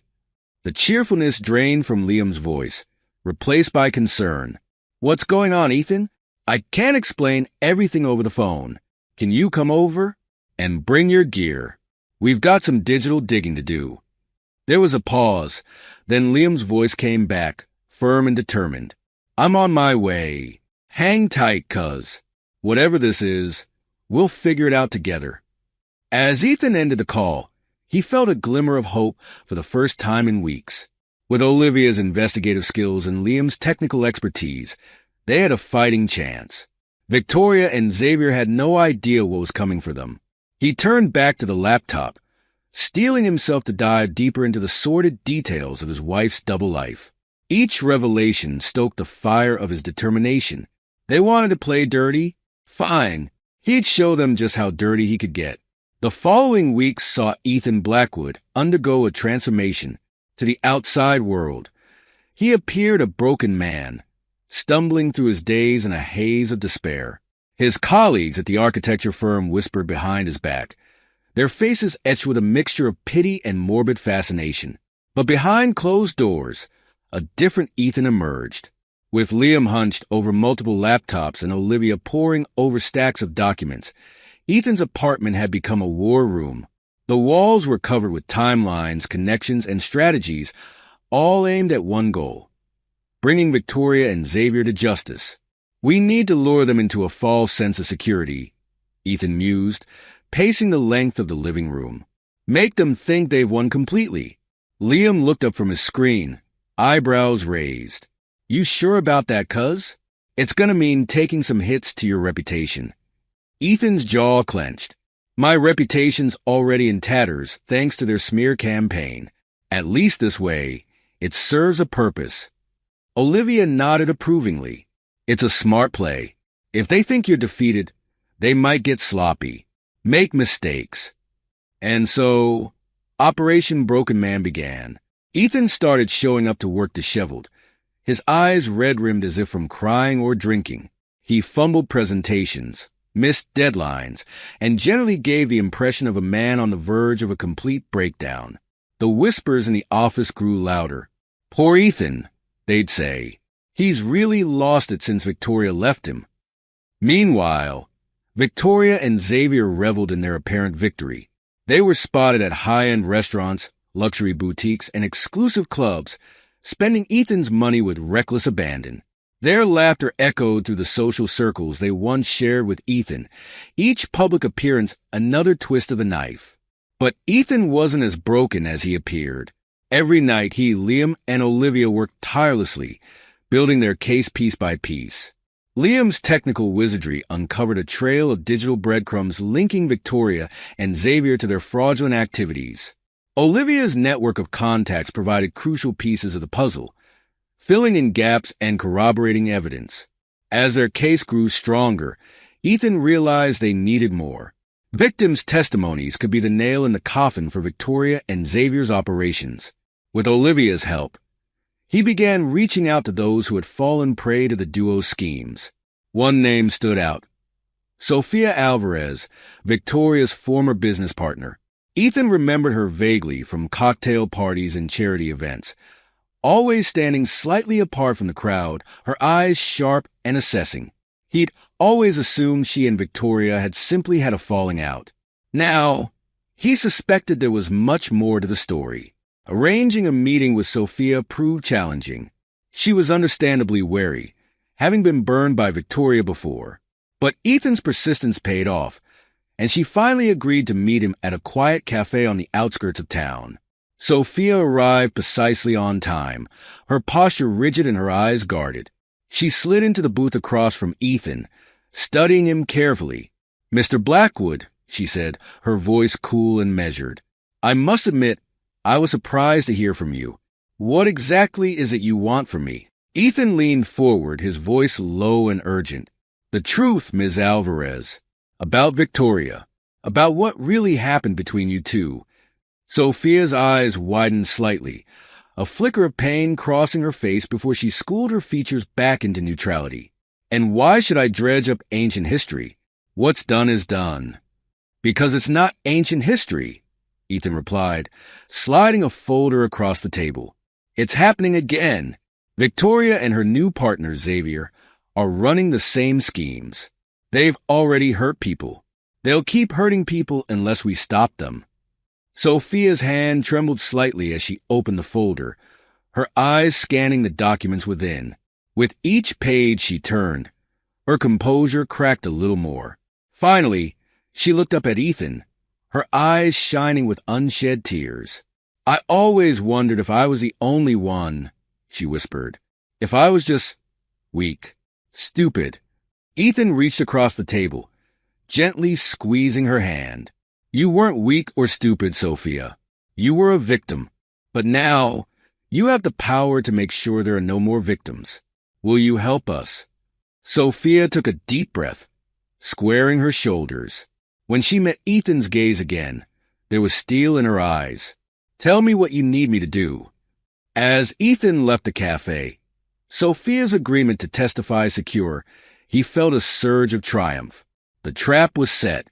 Now, it was time to spring it. The early morning stillness was shattered by the insistent buzzing of a phone. Special Agent Sarah Donovan fumbled for her cell, squinting at the bright screen. An anonymous tip. Another dead end, probably, but in her line of work, you never knew when a seemingly insignificant lead might crack a case wide open. As she listened to the distorted voice on the other end of the line, her eyes widened. Names, dates, account numbers. Whoever this was, they had serious intel. By the time the call ended, Sarah was wide awake, her mind racing with possibilities. "Johnson," she barked, striding into the office an hour later. "I need everything we got on a Xavier Reeves, a.k.a. Xavier Thornton, and get me a liaison at the SEC. We might have a big one on our hands." Across town, Ethan Blackwood sat in his car, heart pounding as he ended the call. The burner phone felt heavy in his hand as he tossed it into the passenger seat. There was no going back now. He had just set in motion a chain of events that would either save him or destroy him completely. His phone buzzed his real phone this time. A message from Liam. Package delivered to SC. Ball's in their court now. Ethan allowed himself a smile. Victoria and Xavier had no idea what was about to hit them. The next few days passed in a blur of activity. FBI agents combed through financial records, following the trail of breadcrumbs Ethan and his team had carefully laid out. SEC investigators pored over Victoria's business dealings, uncovering layers of fraud and deceit. Victoria, meanwhile, was beginning to sense that something was amiss. Her carefully crafted world was showing cracks, and she didn't like it one bit. She paced her luxury apartment, phone pressed to her ear. "I don't care what it takes," she hissed into the receiver. "Find out who's been digging into our affairs and shut them down. Now." But it was too late. The walls were already closing in, and Victoria's desperate attempts to plug the leaks only served to draw more attention to her activities. As the pressure mounted, Victoria made a fatal mistake. In a moment of panic, she attempted to blackmail Ethan with fabricated evidence of misconduct. It was a desperate ploy, a last-ditch effort to regain control of the situation. What Victoria didn't know was that Liam had been working tirelessly to secure Ethan's digital footprint. Every email, every text message, every financial transaction, all of it was backed up and verified. Her clumsy attempt at blackmail fell flat, serving only to add another charge to the growing list of her crimes. Ethan received Victoria's blackmail attempt with a mixture of anger and satisfaction. Anger at her audacity, at the depths of her betrayal. But satisfaction, too, because this was the final piece of the puzzle. With this, they had her dead to rights. He forwarded the blackmail attempt to Agent Donovan, along with Liam's evidence proving its fabrication. Then, he sat back and waited for the hammer to fall. He didn't have to wait long. The next morning, as Ethan sipped his coffee and pretended to review blueprints at work, all hell broke loose. News alerts began popping up on his phone. Prominent businesswoman Victoria Blackwood implicated in massive fraud scheme. Con artist Xavier Reeves, a.k.a. Thornton, wanted by FBI. SEC launches investigation into Blackwood Enterprises. Ethan's colleagues gathered around the break room TV, watching in shock as Victoria's face flashed across the screen, followed by Xavier's. The newscaster's voice was hard as she detailed the charges: fraud, embezzlement, money laundering, and more. Marcus appeared at Ethan's side, his face a mask of concern. "Ethan, man, did you know about any of this?" Ethan allowed his mask to slip just a little. He let Marcus see a glimpse of the pain, the anger, the satisfaction. "I had my suspicions," he said quietly, "but I never imagined it went this deep." As his co-workers buzzed with shock and speculation, Ethan slipped away to the restroom. He locked himself in a stall, took a deep breath, and allowed himself a moment of pure, unadulterated triumph. They'd done it. The trap had sprung, and Victoria and Xavier were caught right in the middle of it. But Ethan knew better than to celebrate too early. This was just the beginning. Victoria and Xavier were cornered animals now, and there was no telling what they might do in their desperation to escape. As he splashed water on his face, steeling himself for the media frenzy that was sure to follow, Ethan made a silent vow. He would see this through to the end, no matter what it took. Victoria and Xavier had tried to destroy him. Now, they would learn the true meaning of destruction. Xavier Reeves, a.k.a. Xavier Thornton, sat in the first-class lounge of JFK International Airport, his leg bouncing nervously as he checked his watch for the 10th time in as many minutes. His eyes darted around the room, searching for any sign that his hastily laid plans were about to unravel. The burner phone in his pocket buzzed. He fished it out with trembling hands, his heart rate spiking as he read the message from his contact. FBI en route. ETA 10 minutes. Get out now. Shit, Xavier muttered, shoving the phone back in his pocket and grabbing his carry-on. He'd known the walls were closing in, but he hadn't expected them to move this fast. He should have left days ago, but the promise of one last big score had been too tempting to resist. As he strode towards the exit, a flash of red caught his eye. A breaking news cheering scrolled across the bottom of a nearby TV screen. Prominent businesswoman Victoria Blackwood implicated in massive fraud scheme. Xavier froze, his blood running cold. If they had Victoria, it was only a matter of time before she gave him up. Self-preservation had always been her strongest trait. With renewed urgency, he quickened his pace, mind racing as he formulated a new escape plan. He'd need cash, a new identity, maybe a boat to slip out of the country undetected. But first, he had to get out of this damn airport. As Xavier pushed through the revolving doors into the humid New York night, he allowed himself a moment of bitter reflection. Victoria had been a means to an end, nothing more. A convenient mark with deep pockets and useful connections. But in his haste to cut and run, he'd left her to face the music alone. It wasn't personal. It was just business. Across town, Victoria Blackwood paced the polished floors of her penthouse apartment, a glass of scotch clutched in her manicured hand. The TV blared in the background, endlessly repeating the story of her downfall. "This is impossible," she muttered, taking another gulp of the amber liquid. "I cover my tracks. We covered our tracks." But the evidence scrolling across the screen told a different story. Bank records, witness testimonies, surveillance footage. It was all there, laid bare for the world to see. Her carefully constructed facade was crumbling, and Victoria found herself facing a terrifying reality. For the first time in her life, she was truly alone. Her phone had been ringing nonstop for hours. Lawyers, business associates, so-called friends, all wanting answers she couldn't provide. She'd stopped answering after the third call, unable to bear the thinly veiled accusations and hasty distancing. As the scotch burned its way down her throat, Victoria's thoughts turned to Xavier. Where was he? Why hadn't he contacted her? A cold dread settled in her stomach as she realized the truth. He'd abandoned her, just like she'd abandoned Ethan. Ethan, the name sent a jolt through her system. In all the chaos, she'd almost forgotten about her soon-to-be ex-husband. A desperate plan began to form in her mind. If anyone could help her out of this mess, it was Ethan. He'd always been the steady one, the fixer.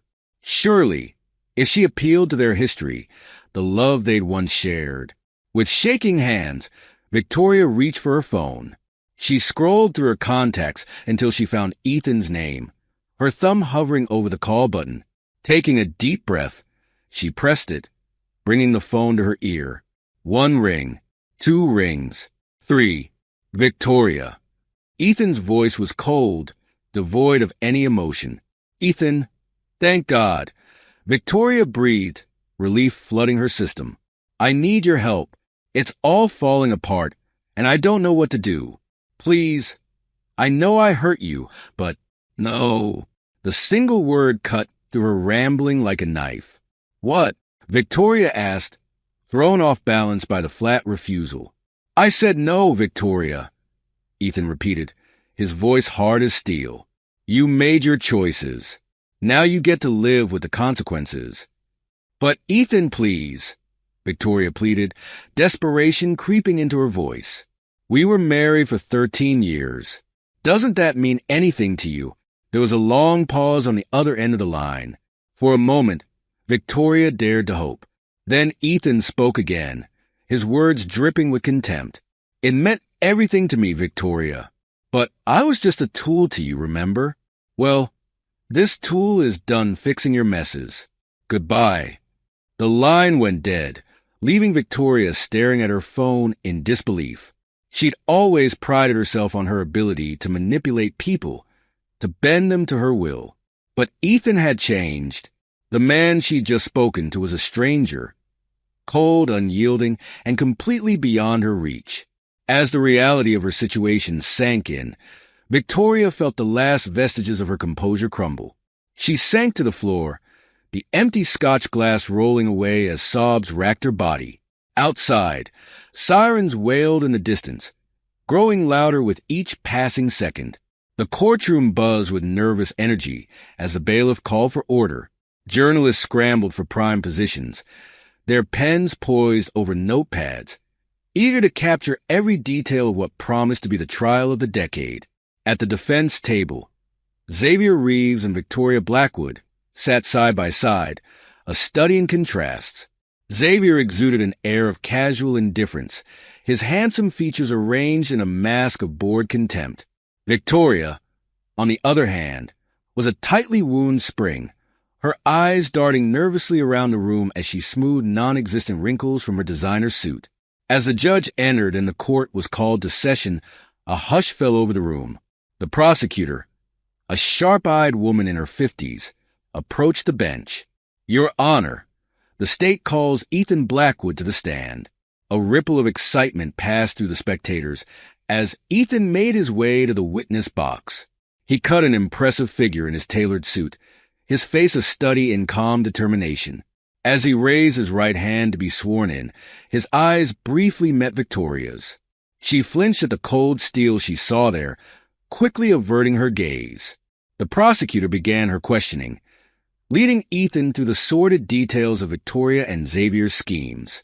With each response, Ethan's voice grew stronger, more assured.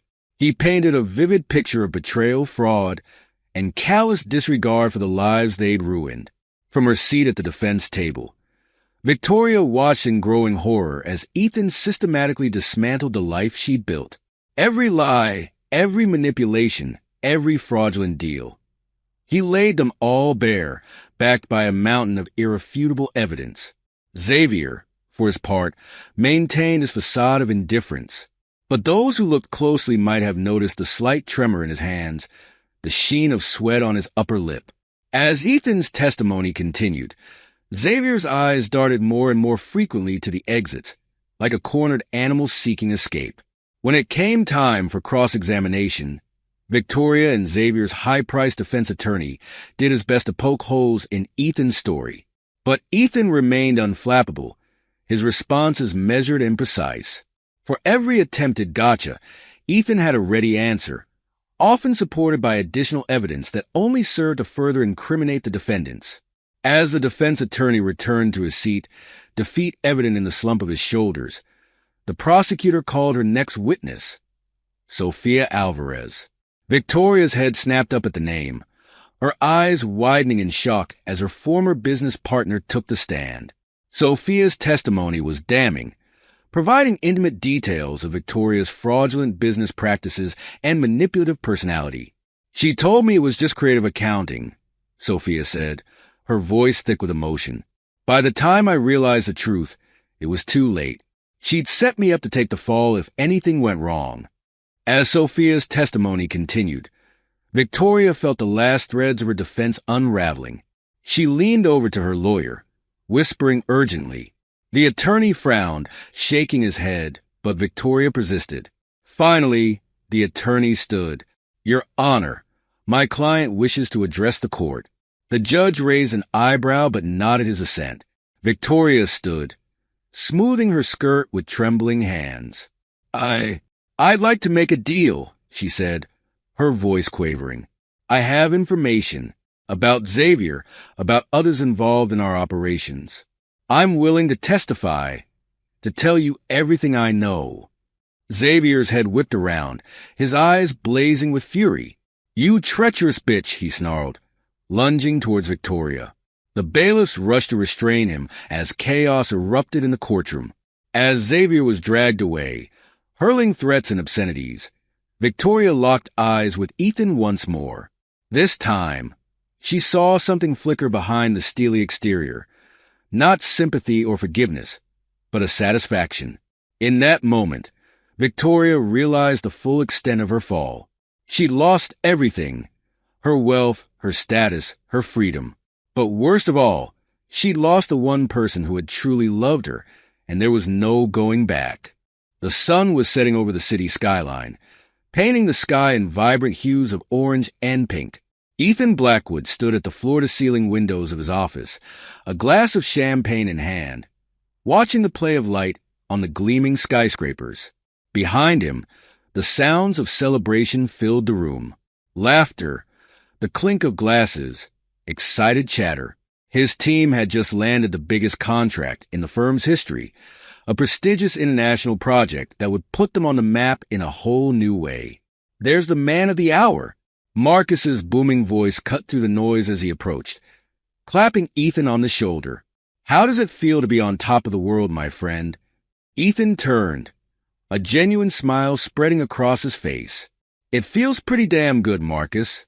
We've come a long way." Marcus nodded, his expression growing serious for a moment. "We have indeed. There were times I wasn't sure you'd make it through after. Well, you know."